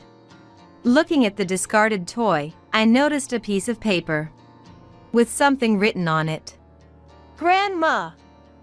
No!" Ignoring Mary's plea, I looked at the folded paper and felt a chill. It was a Saturday. I was on my way to my son Jim's house. It was a warm day, hinting that spring was near. Then, "Mom, thanks for today as well." As soon as I arrived, Jim and his wife Kate left the house together for their once or twice a month Saturday work. "Grandma, what's for lunch today?" After seeing her parents off, Mary came to me with a lovely smile. "How about we go out to eat today?" Mary was delighted with my suggestion. "My name is Ellie. I am 63 years old this year. When my son and his wife are busy, I come to look after Mary like this." Having lost my husband early and spent a lot of time alone, the time spent with my granddaughter was nothing short of happiness for me. My son Jim has always tried hard not to be a burden on me. Even though there's no need for him to worry about me, he's been working ever since he graduated from high school. Thinking back, his first job was terrible. It was then I truly understood what a black company was, even as a parent. He would leave for work early in the morning and return home around the time the date changed. You could visibly see him getting thinner, even though he was quite well built, as he continued with that lifestyle. Seeing my son Jim become increasingly distressed, I somehow managed to convince him, and finally, he decided to quit that job. It had been 3 years since he started working there. Though there seemed to be some issues with the company upon leaving, I felt relieved once he was free from that place. "I'm going to be unemployed for a while." Jim said this with a look of regret, but seeing my child physically and mentally deteriorating was much harder for me. When I told him that, "I'll take my time to think and decide on the next place," he smiled, seemingly reassured. Being a hard worker, he continued his job search while studying for a qualification in a field he was interested in, and finally, he found a new job. I was worried because of the first experience, but the new workplace turned out to be surprisingly clean. He would come home on time, and there was no unpaid overtime. Jim seemed to have some peace of mind and was lively and enthusiastic about going to work every day. When he started to be recognized for his abilities and got on a career track, "There's something important I want to talk about," he said suddenly with a serious look. "I'm sensitive to these things." He must want to introduce a girlfriend. "Something important?" I feigned ignorance and asked. "There's someone I want you to meet, Mom." My intuition was right. Jim had dated a few women before. I wasn't explicitly told, but you can somehow tell. But this was the first time he wanted to introduce someone to me.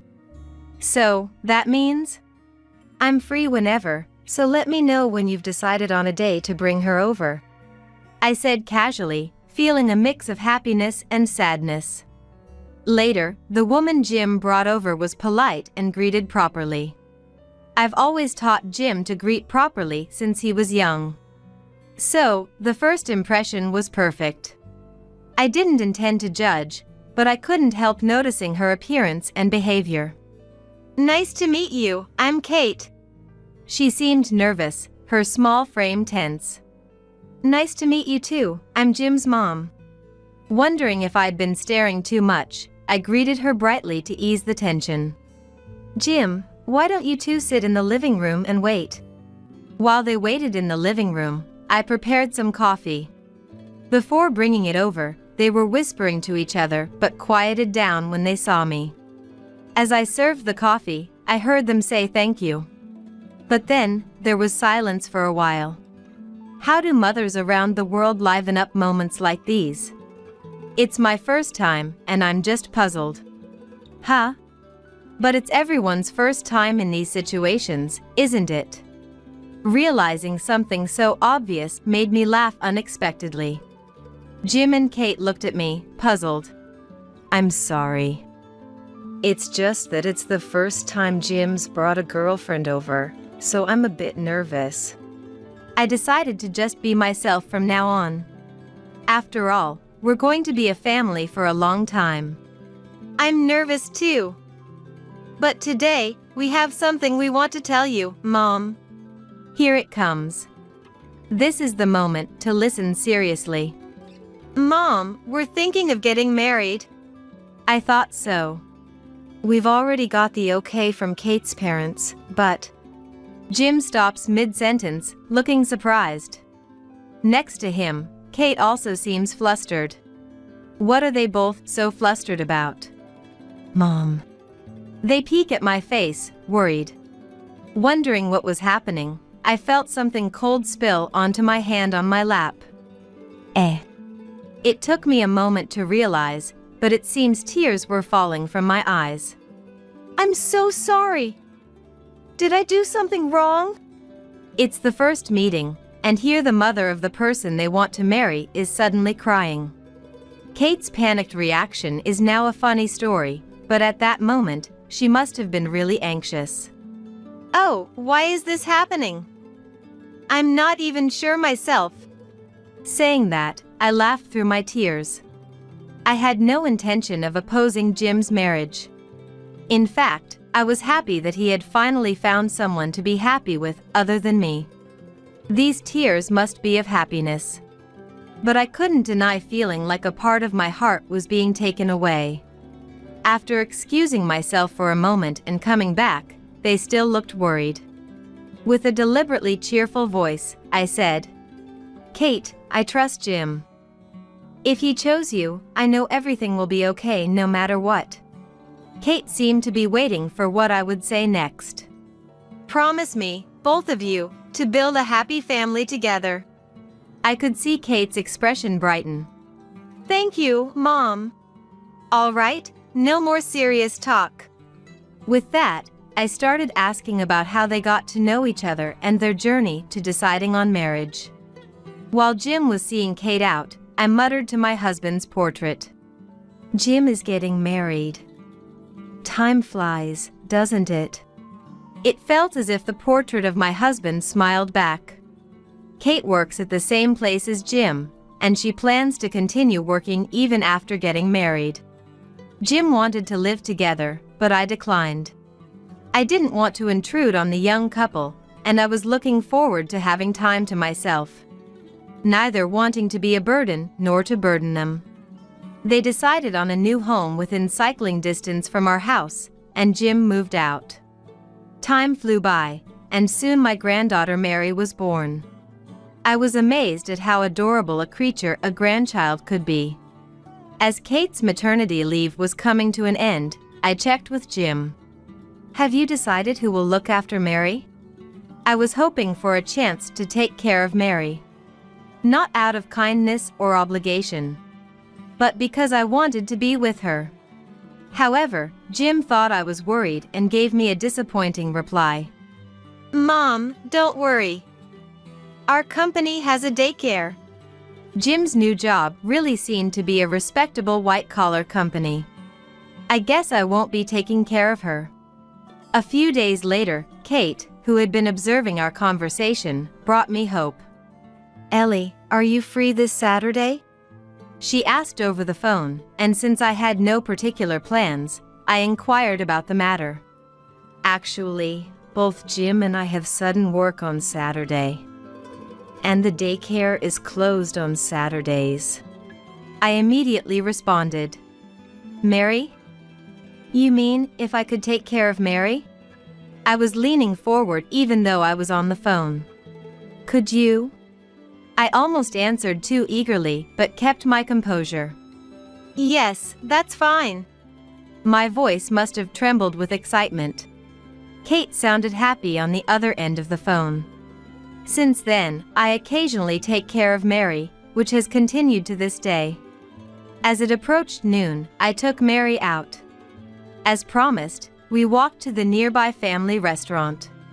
I would prefer to eat at home, but after receiving suspicious calls and an unexpected pizza delivery while taking care of Mary at Jim's house, I felt uneasy. The family restaurant we were heading to was where I had worked part-time before, familiar and convenient for us.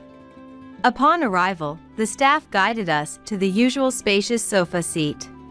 It was Saturday lunchtime, but it wasn't too crowded. Mary, what would you like to eat today? I handed her the menu while sitting next to her. I want the kids' menu. Mary opened the menu to the kids' menu page. I'll have this. She pointed to her usual choice, a hamburger. Mary really loves hamburgers, doesn't she? Seeing Mary's smiling face, I chose my own meal. Although spring was near, the days were still a bit chilly. I decided on the seasonal pot au feu. After placing our order via the touch panel, we went to the drink bar. Mary chose orange juice, and I filled a cup with coffee, then we returned to our seats. Did Grandma know I like hamburgers? Of course. It was a casual conversation, but my face was smiling the whole time. Right, Mary. Go to the bathroom before we eat. Mary often wants to go to the bathroom during meals, so I encouraged her to go ahead.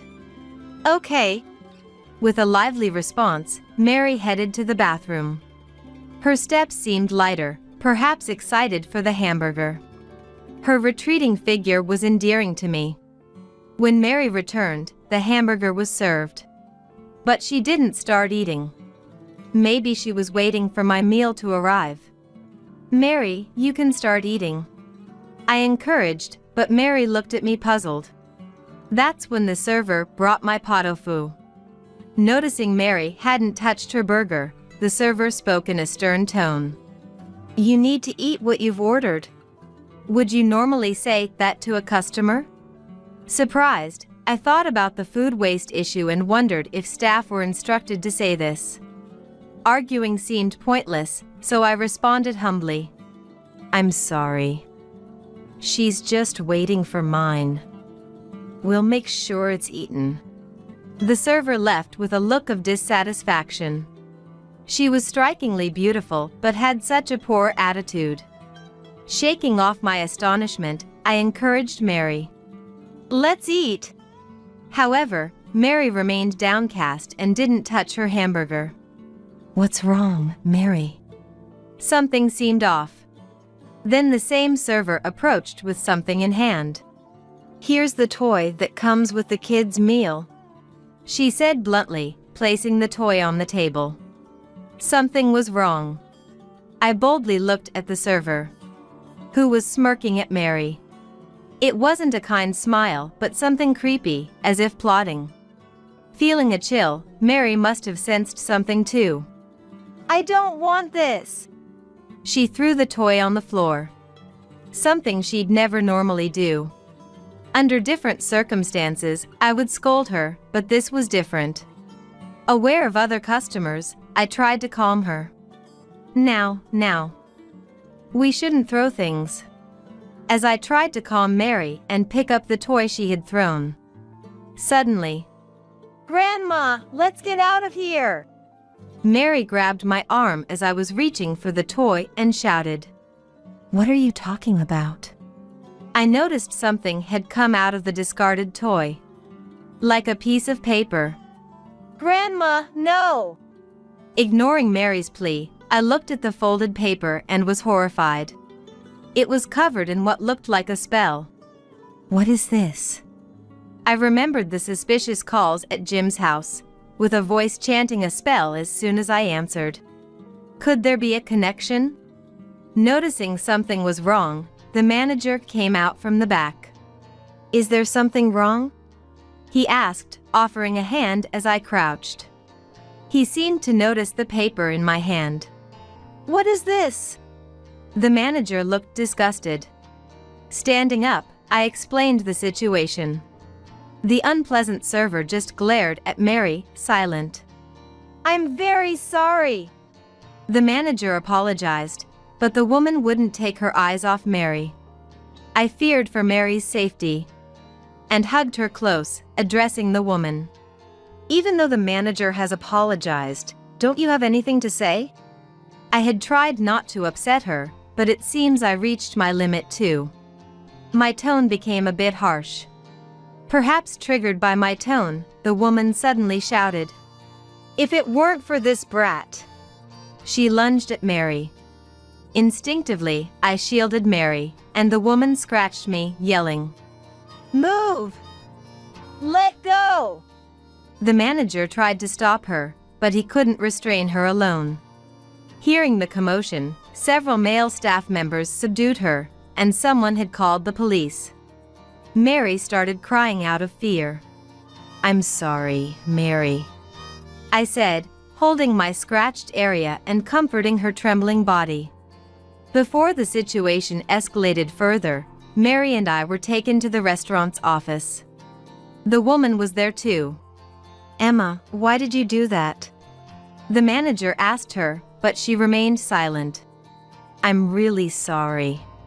The store manager apologized to us again. As I was pondering over the situation, the police arrived. Emma, 33 years old. I overheard her name during the separate questioning. I told the police about Emma's aggressive behavior towards Mary for not eating her hamburger and about the suspicious paper in the toy.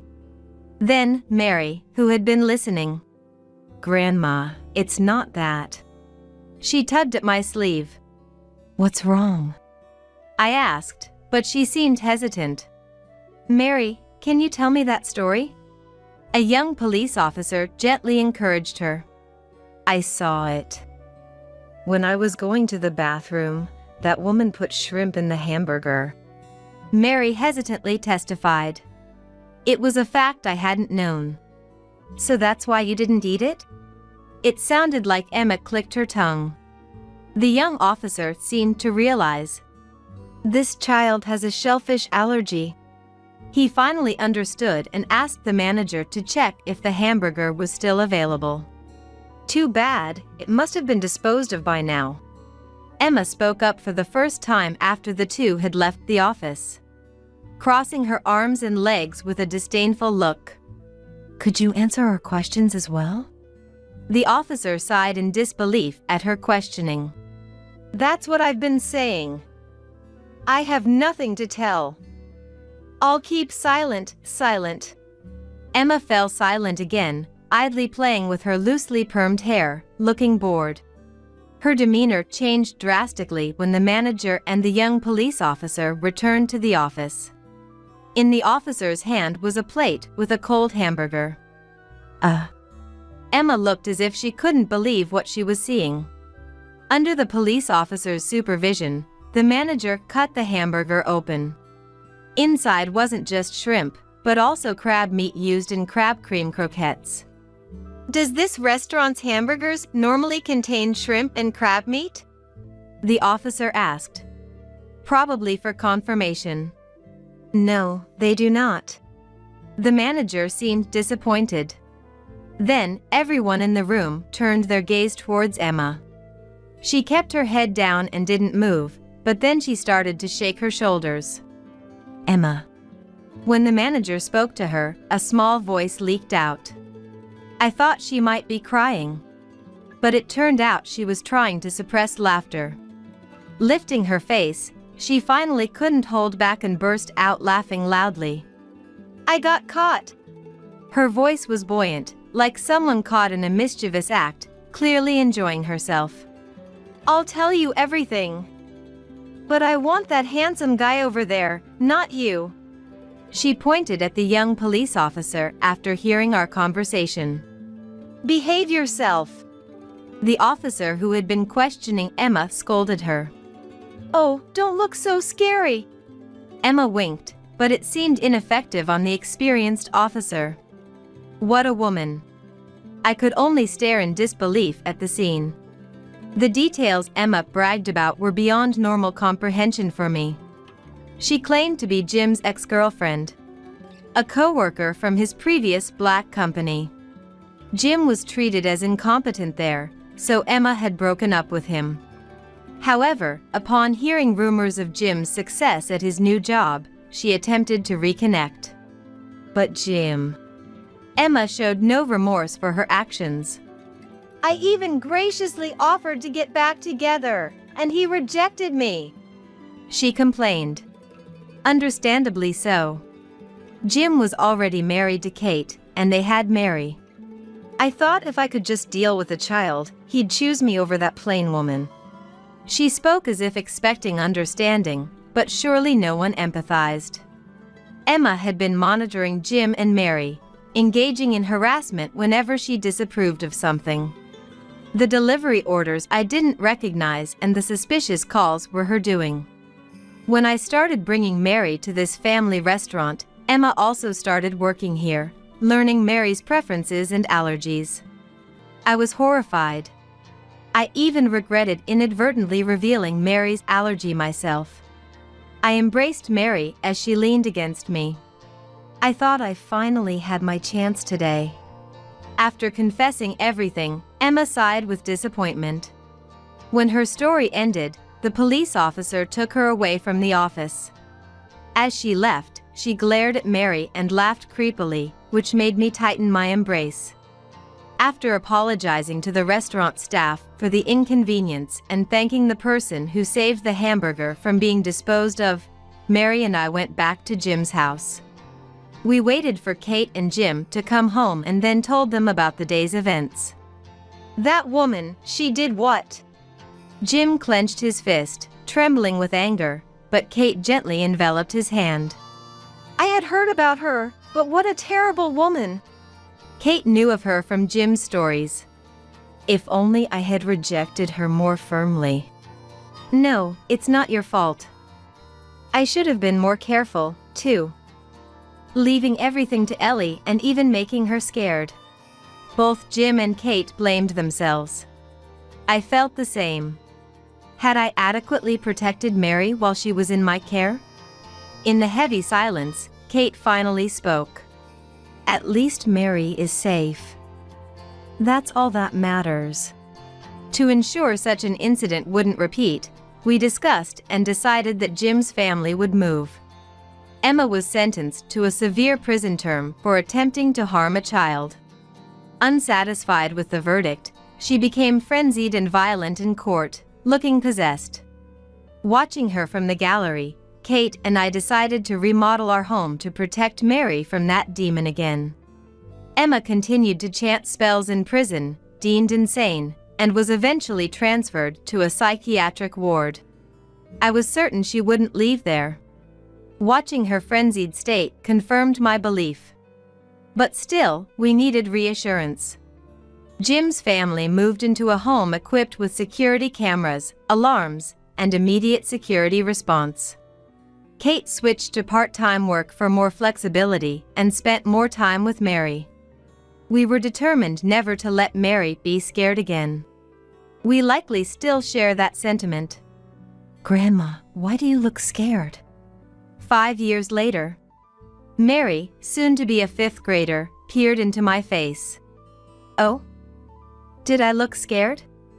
I diverted the topic. Let's get ready. Aren't we going out to eat? And also called out to Kate and Mary's sister, Lucy. It was Saturday. Basking in the warm spring sunshine, we started walking. Mary held Lucy's hand as they walked ahead, while Kate and I followed, watching their backs. Wait, are you trying to use the bathroom? Dirty old people are banned from using it. We use that toilet too, you know. If you guys use it, our brand new toilet will get dirty immediately, won't it? Sorry, but you'll have to make do with peeing in the bushes outside. Oh, and don't do it in the garden, okay? If you dirty our precious home even a little, I'll never forgive you. Both we were taken aback by Emily and Wilson's words. A bathroom ban? That's just unthinkable. No matter how much they dislike us, such behavior is inexcusable. We have endured harsh words from our son and his wife before. As we're the kind of people who dislike fights, we've always quietly accepted their treatment. But now, we've reached our limit. We need to make it clear what happens when they make enemies of us. I started plotting a scenario for revenge. I'm sure this plan will work. My name is Sarah, a 62-year-old homemaker. I live with my husband. I met Johnson, my husband, at the company where we used to work. After Johnson's persistent pursuit, we started dating and smoothly transitioned into marriage. I was blessed with a son with Johnson, a lively boy. We named him Wilson and raised him with care. Wilson grew up healthily and eventually found a job. He married a woman named Emily and built a family. I remember the feeling genuinely happy when he first introduced Emily to us. But that happiness didn't last long. Everything went awry when I realized why she had married him. After marriage, they lived with us. One day, Wilson and Johnson were out, and only Emily and I were at home. At first, we were chatting amicably in the living room, but then Emily's mobile phone rang. It seemed she received a call. Sorry, Sarah, it looks like it's from a friend. With that, she excused herself and went back to her room. Left alone in the living room, I decided to clean the house to pass the time. As I was passing Emily's room, I inadvertently overheard her conversation. Her voice was so loud that I couldn't help but hear. Seriously, those old folks are living too long. If they suddenly died, we could get the inheritance. I'm married into the family for the president's fortune, but this is just hell. Her words felt like a cold shower to me. Actually, Johnson's father was the president of well-known top-tier company. However, the company was set to be inherited by his brother.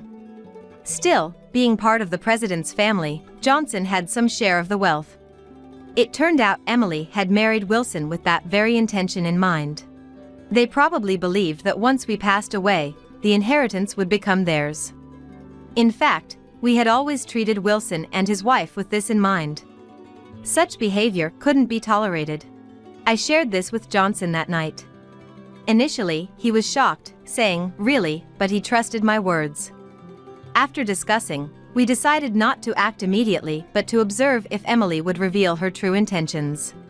Maybe, in the meantime, she might change her attitude and start treating us like a real family. It was a decision made with the faint hope. But things didn't go as expected. To test Wilson and his wife, we observed their behavior. We invited them out, asked for help with chores, and so on. Gradually, they seemed to find us a nuisance, and their attitude changed. "Wilson, you're free now, right?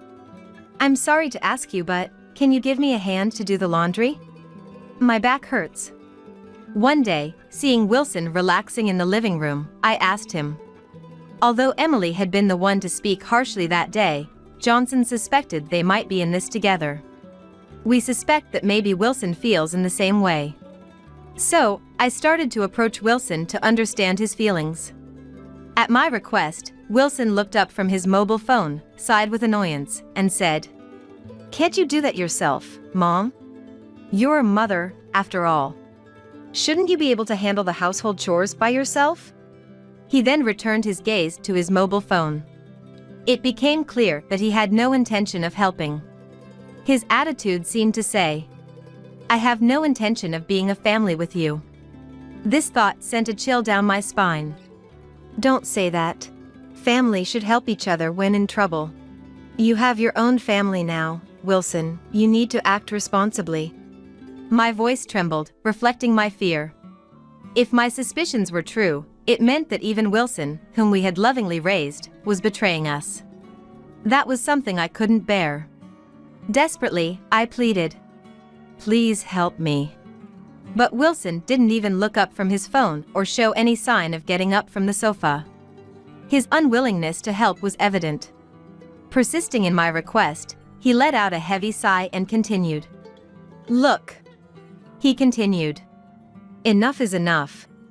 Yes, you're my mother, but that doesn't give you the right to be selfish. I have a wife, Emily, and I need to work for her. I'm already exhausted every day, and now you're asking me to do chores too? That's cruel. Don't ask us to do such things anymore. We are essentially strangers." Essentially strangers. Those words pierced deeply into my heart. It confirmed my fears. Both Wilson and Emily seem to be after Johnson's inheritance. They seem indifferent to us, thinking as long as they receive the inheritance, that's all that matters. This betrayal from family deeply wounded me. Yet, we couldn't foresee something even worse.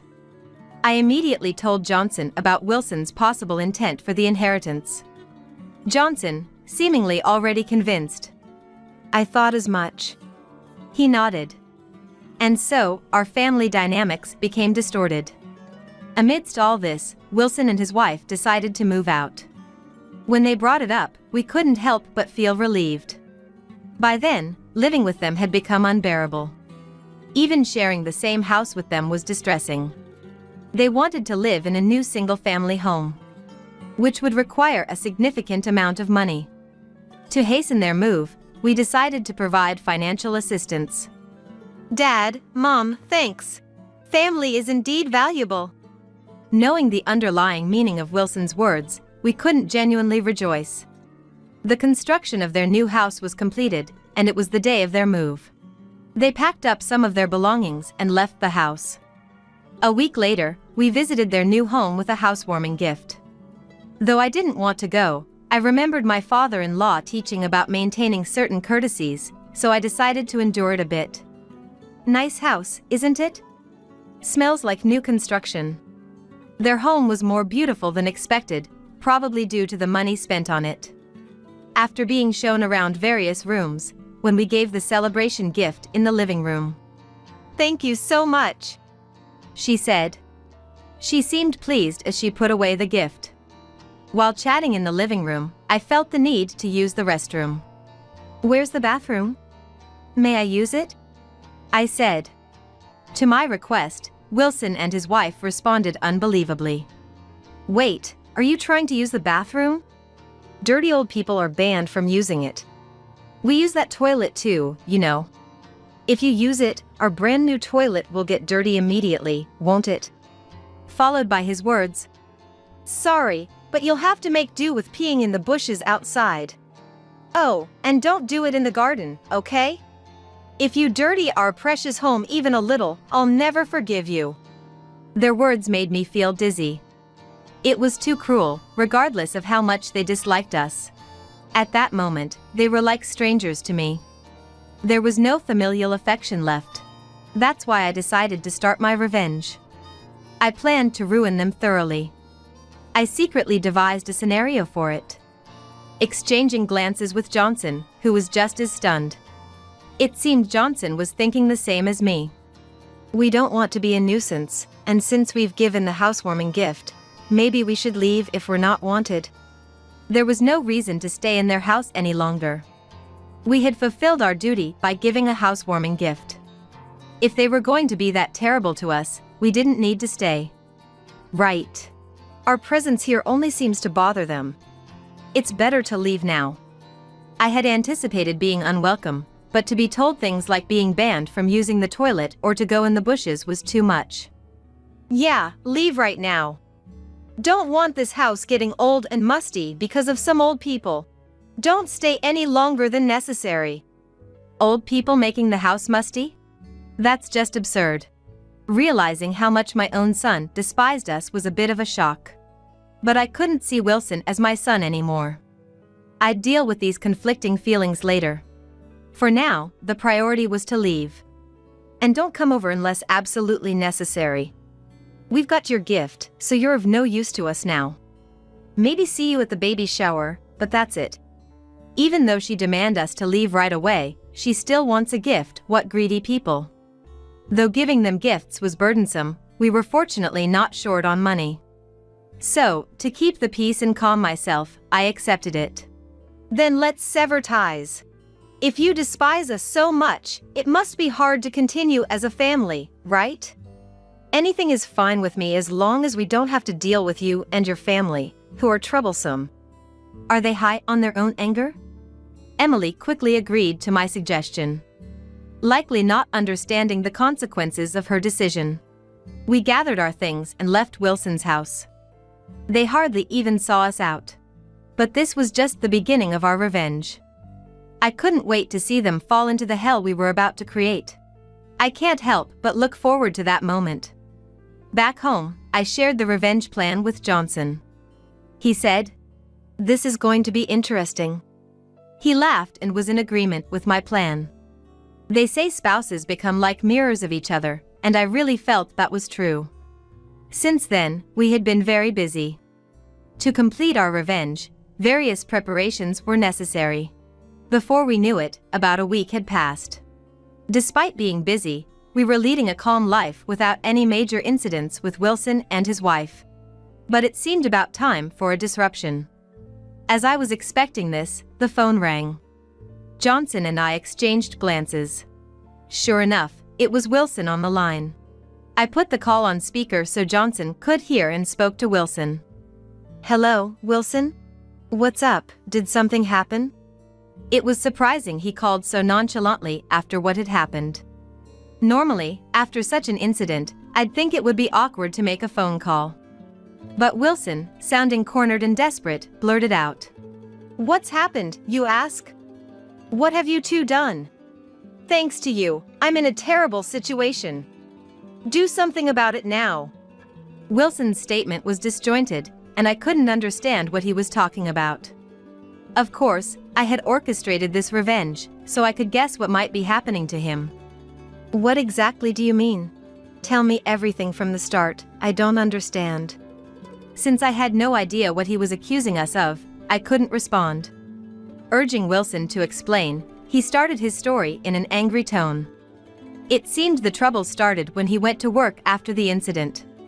While working, Wilson noticed something unusual. The looks directed at him by his colleagues were unusually cold. Wilson, who tends to be overly concerned with others' perceptions, found it unbearable to stay at work and left early that day. Hoping it was just his imagination, he went to work again the next day, but the cold stares remained unchanged. He confronted a colleague about it, but all he got in response was, "Ask yourself." Just that, and they wouldn't tell me anything more. Furthermore, it wasn't just his department colleagues who were giving him cold stares. It seemed as if everyone in the company, from high-ranking superiors to colleagues in other departments, were looking at him with disdain. He felt as if every employee he encountered was regarding him with contempt. Despite racking his brain, Wilson couldn't think of a reason for the cold treatment at work. He hadn't made any mistakes on the job. Eventually, he surmised that my husband, Johnson, a member of the company's founding family, and I must have been involved. "What have you two done? Because of you, I can't work anymore. You need to take responsibility." Wilson lashed out at us one-sidedly.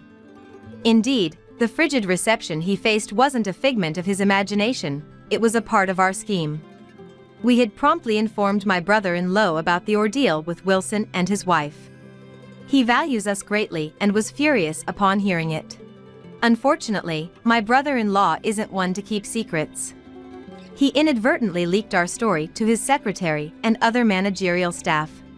Soon enough, the entire company knew about their misdeeds, and everyone began to scorn Wilson. "This is too much. Fix it now. I can't work in that kind of environment." Indeed, someone like him, who is easily swayed by others' opinions, couldn't possibly continue working in such a hostile environment.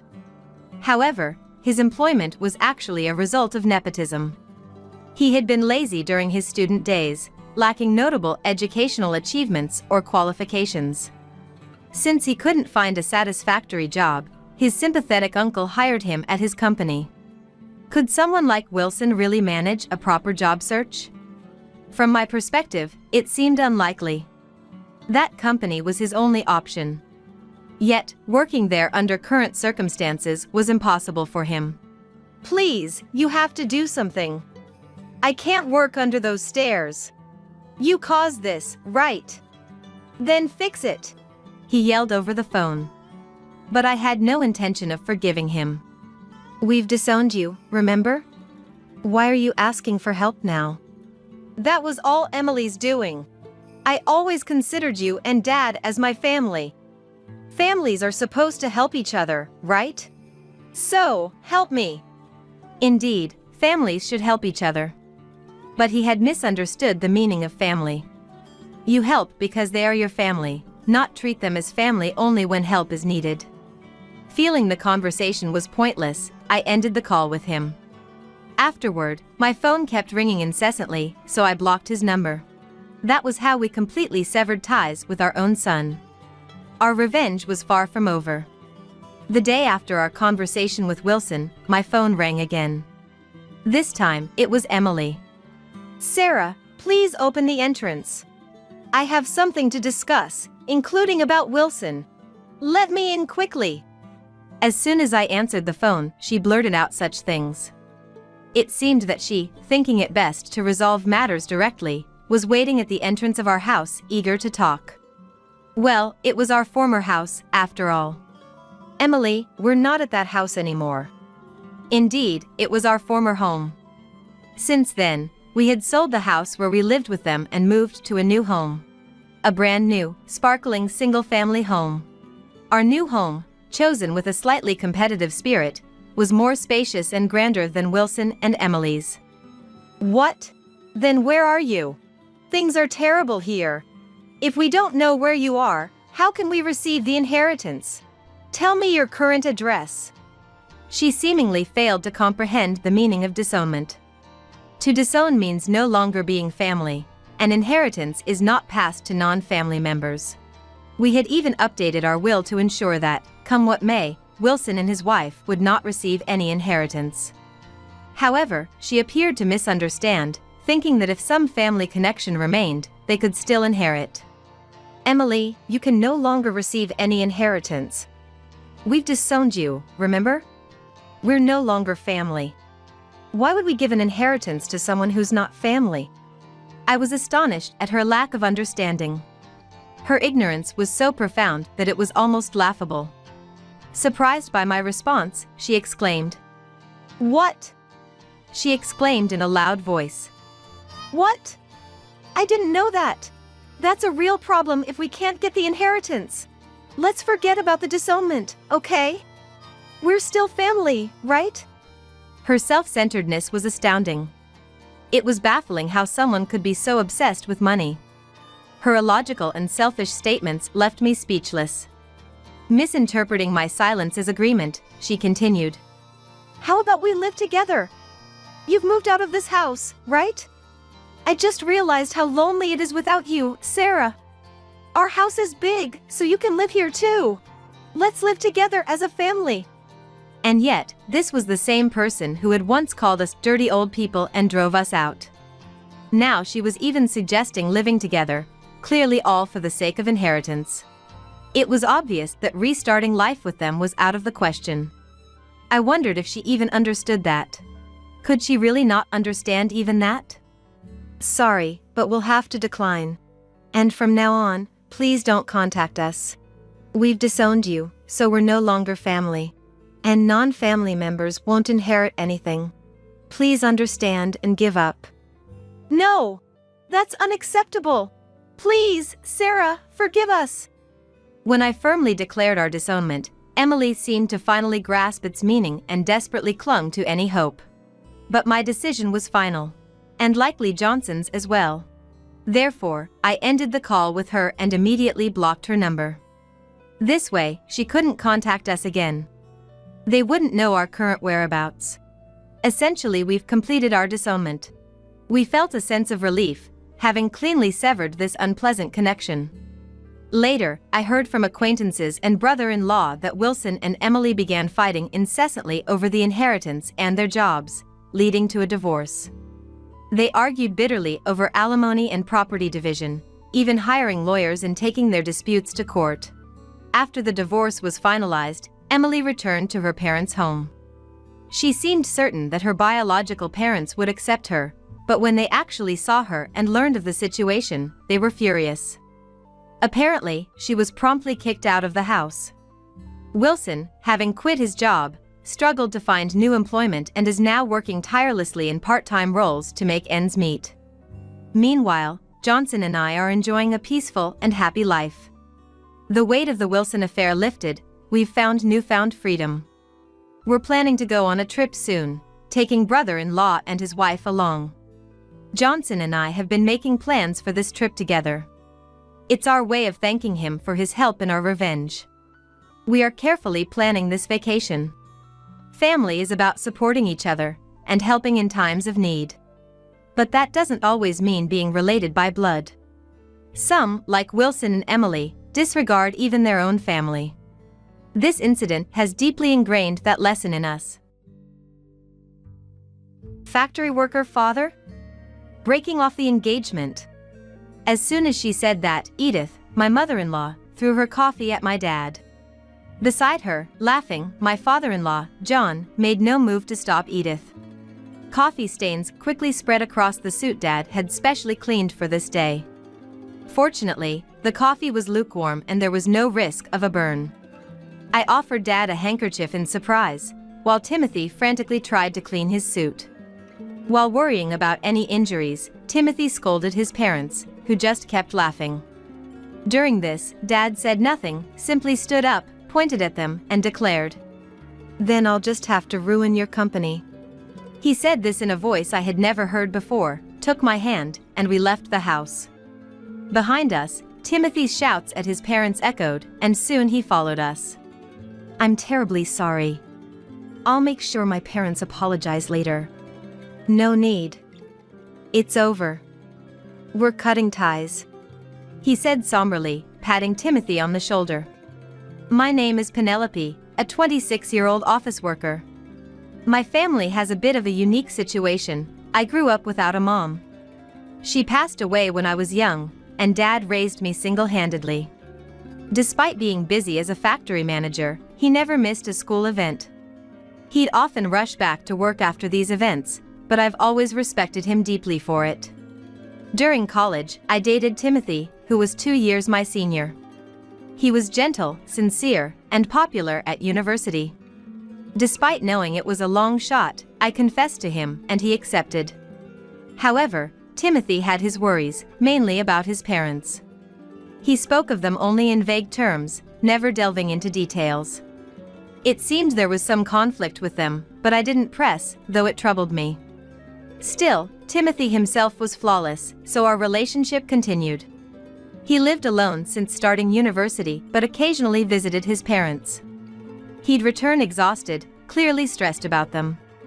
He always put me first, making him my pride and joy.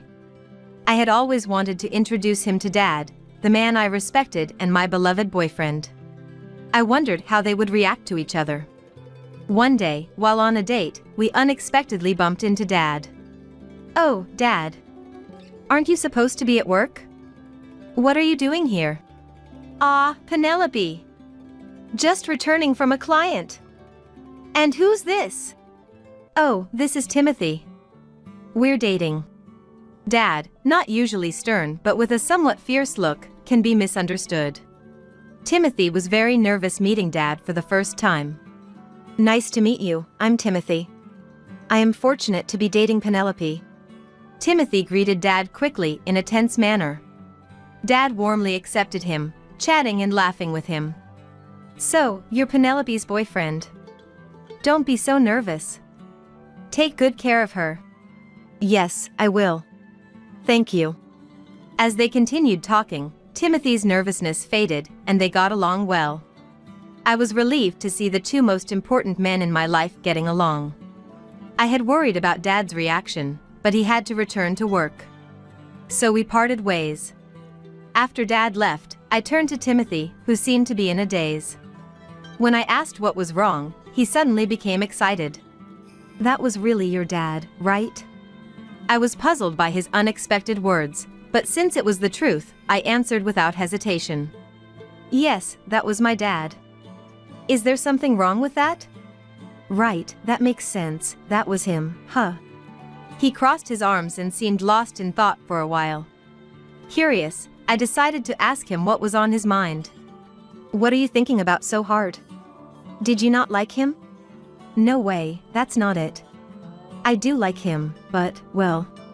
His hesitant reply was all I got, and any further questions were evaded. I became anxious as he wouldn't tell me the reason.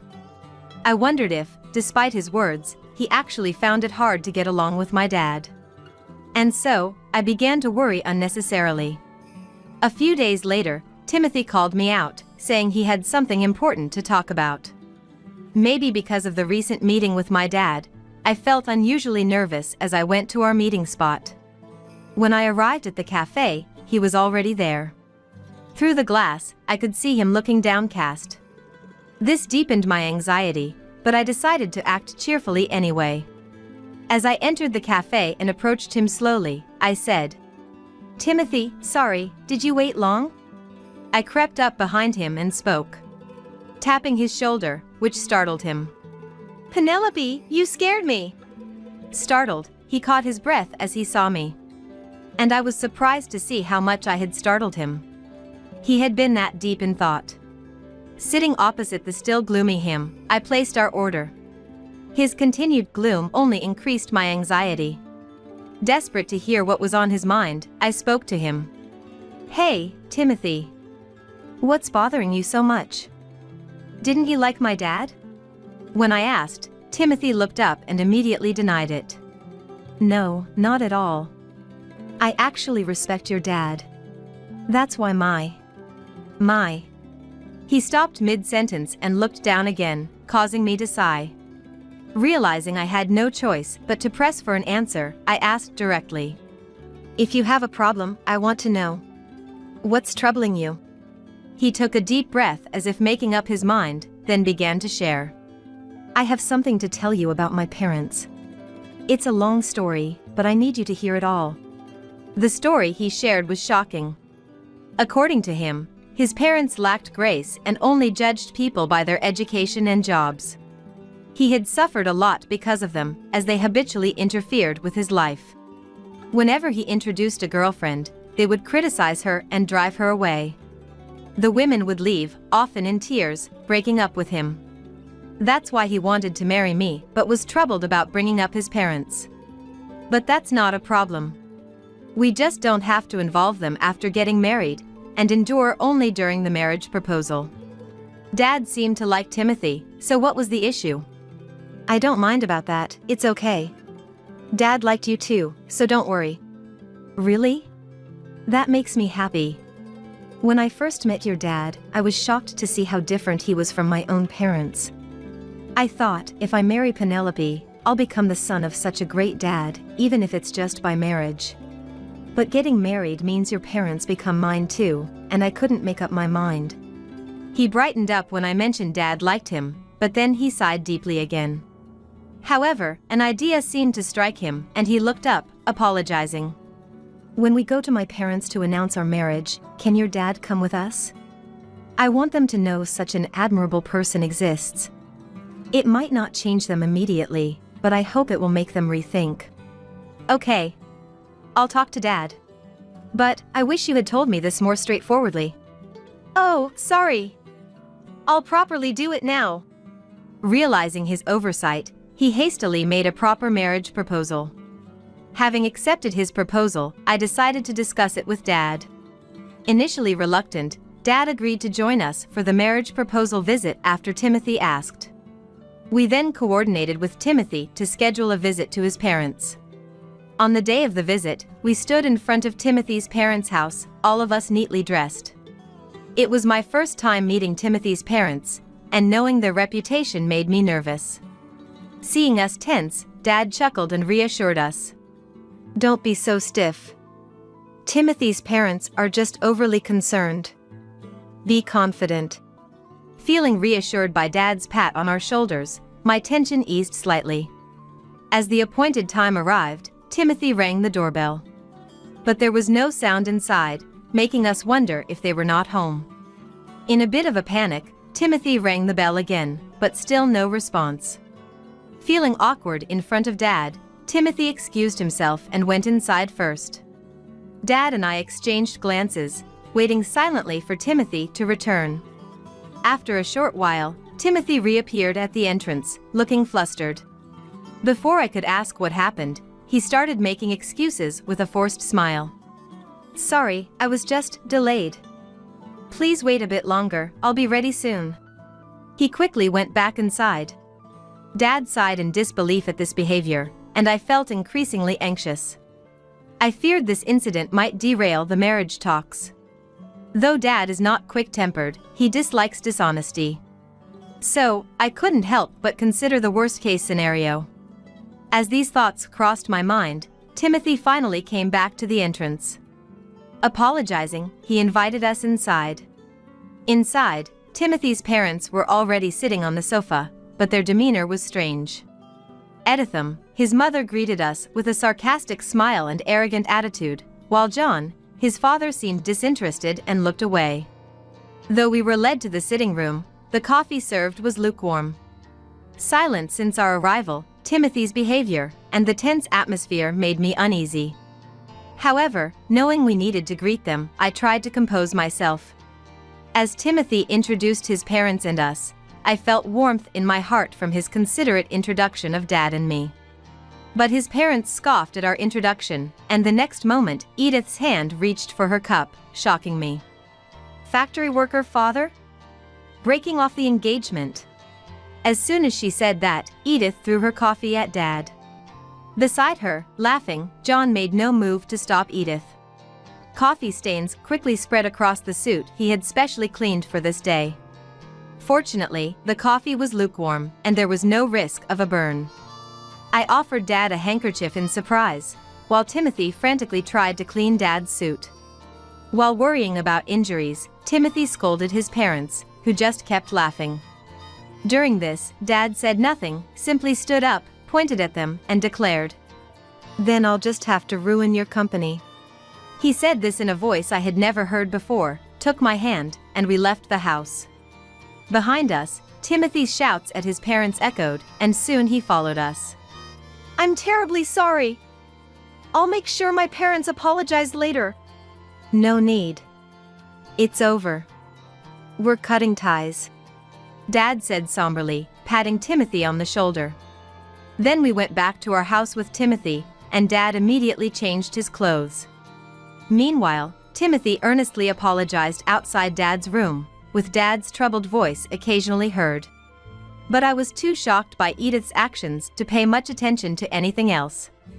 From the moment I saw their faces, I knew getting along would be difficult due to their arrogant attitude. But I never expected them to do something like that, and I was furious that they belittled Dad. Sitting on the living room sofa and clenching my fists, I kept replaying the earlier events. I knew getting worked up wouldn't help, but I couldn't help myself. Eventually, Dad came into the living room after changing, followed by Timothy, who immediately apologized to me. "Penelope, I'm truly sorry. I had no idea they would do something like that, let alone belittle someone. I'm really sorry, I did a terrible thing." Timothy probably knew it wasn't something easily forgiven. The fact he didn't ask for forgiveness showed his sincerity. This made me feel like I should apologize to him. I took Timothy's hand, who was on his knees, and apologized. "I'm sorry too for saying something so thoughtless without knowing anything. I never expected it to turn out like this." Then I turned to Dad to offer my deepest apology. "Dad, I'm sorry too. My careless suggestion led to this mess. Dad just looked down and shrugged his shoulders in response to my apology. It's no wonder he didn't say anything. This situation was unexpected for everyone here. But this meant his earlier words might actually come true. I decided to ask him directly about his intentions. Dad, what you said to them earlier, was that true? Are you really planning to ruin their company? In response to my question, Dad looked at Timothy and then nodded firmly. Yes, it's true. I do intend to do it. His company's performance has been poor, and I've been thinking about what to do with it. It's a good opportunity to cut it off. Dad's eyes were serious and unwavering. He is the owner of a factory, a well-known leading local company where he started as a worker. He first worked as a worker at this factory. He gave up his dream of becoming a painter after Mom passed away to raise me alone. Working tirelessly in the factory, his hard work was recognized, and he climbed the ranks. Eventually, he was favored by the previous president and promoted repeatedly. When the previous president, or rather, the former factory manager, wanted to retire, Dad was chosen to take over. The factory owns several subsidiaries, and one of them is managed by John, Timothy's father. This was revealed during the earlier greeting. John should have recognized this, but he failed to, as Edith acted first, before Timothy introduced him in detail. Timothy just wanted to say that Dad worked in the factory, which is the parent company of John's. But Edith and John's prejudice led to this unfortunate situation. If they had listened properly, this might not have happened. Dad said John's company seemed to be mismanaged. This could potentially affect Dad's factory, so he had been considering what action to take. I was thinking of layoffs to improve management, but I'd rather avoid that if possible. It seemed like the right time to make a cut. He smiled troubledly, probably not wanting to lay off employees. Regret tinged his words. After saying this, he turned to Timothy and said in a low voice, I've decided to do it, but it means your parents will be in trouble. It's harsh, but are you sure you're okay with this? Faced with this question, Timothy hesitated for a moment but then looked Dad in the eye and replied, I've already cut ties with them. They did unforgivable things. They need to atone for it, and I want them to reflect on this incident and everything else. More than that, I have a request.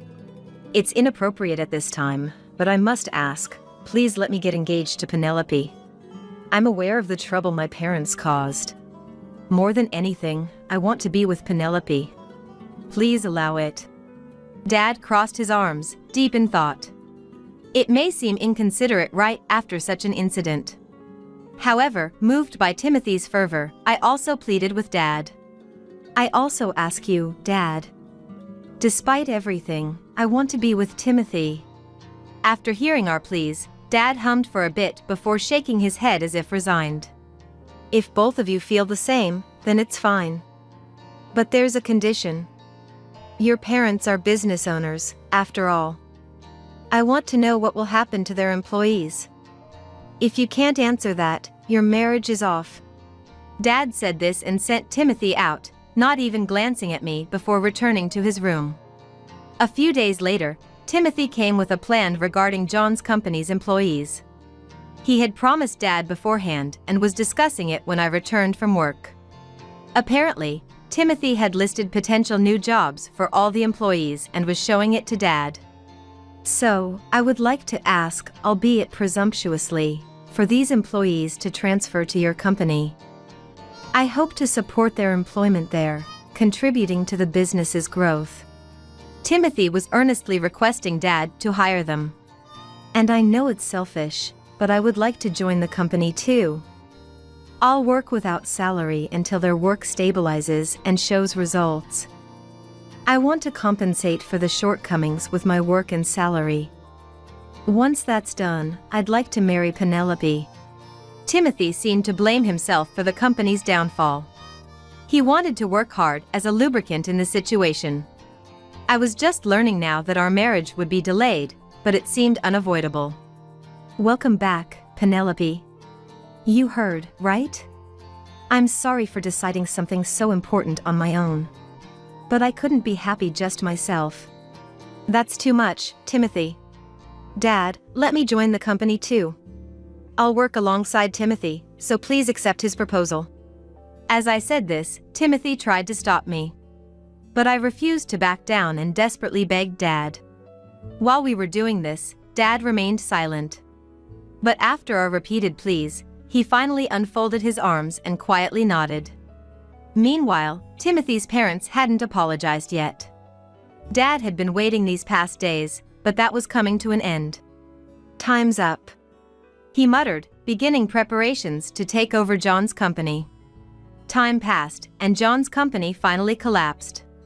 Then, Timothy received a furious call from his parents, and the three of us were summoned to their house. When we arrived at their home, it was crowded with people. They were all protesting the company's collapse, shouting angrily. John probably hadn't explained anything to the employees. By calling us there, it seemed they intended to shift their own blunders onto us. As soon as they spotted us, they began pointing and accusing. Look there! They're the cause of everything, not me. They destroyed the company, not me. It's true. Especially that woman, she seduced our son and ingratiated herself with his father. We're the victims here. So stop making such a fuss. As Timothy's parents ranted, trying to deflect from themselves. Although he got angry with his parents saying whatever they want, he was trying to soothe the protesting crowd. Please wait, everyone. Yes, my father's company collapsed, but it's because of those two. And I've arranged job placements for all of you. Please hear me out. The crowd gradually quieted down, and they began listening to us. Timothy read out each person's name, informing them of their next job. The former employees, who realized that they won't get laid off, seemed relieved. After announcing everyone's new positions, Timothy's parents started causing a scene.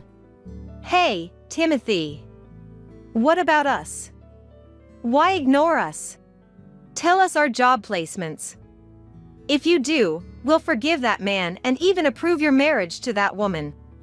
Ignoring their wailing, Timothy began explaining the circumstances of the company's downfall. The former employees, who realized that they won't be laid off, seemed relieved. Which is why I'm truly sorry for the trouble.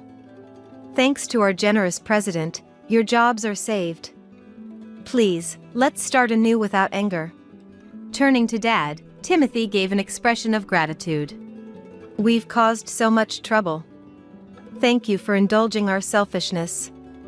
I promise to work diligently. The former employees, moved by Timothy's actions, also appreciate to Dad.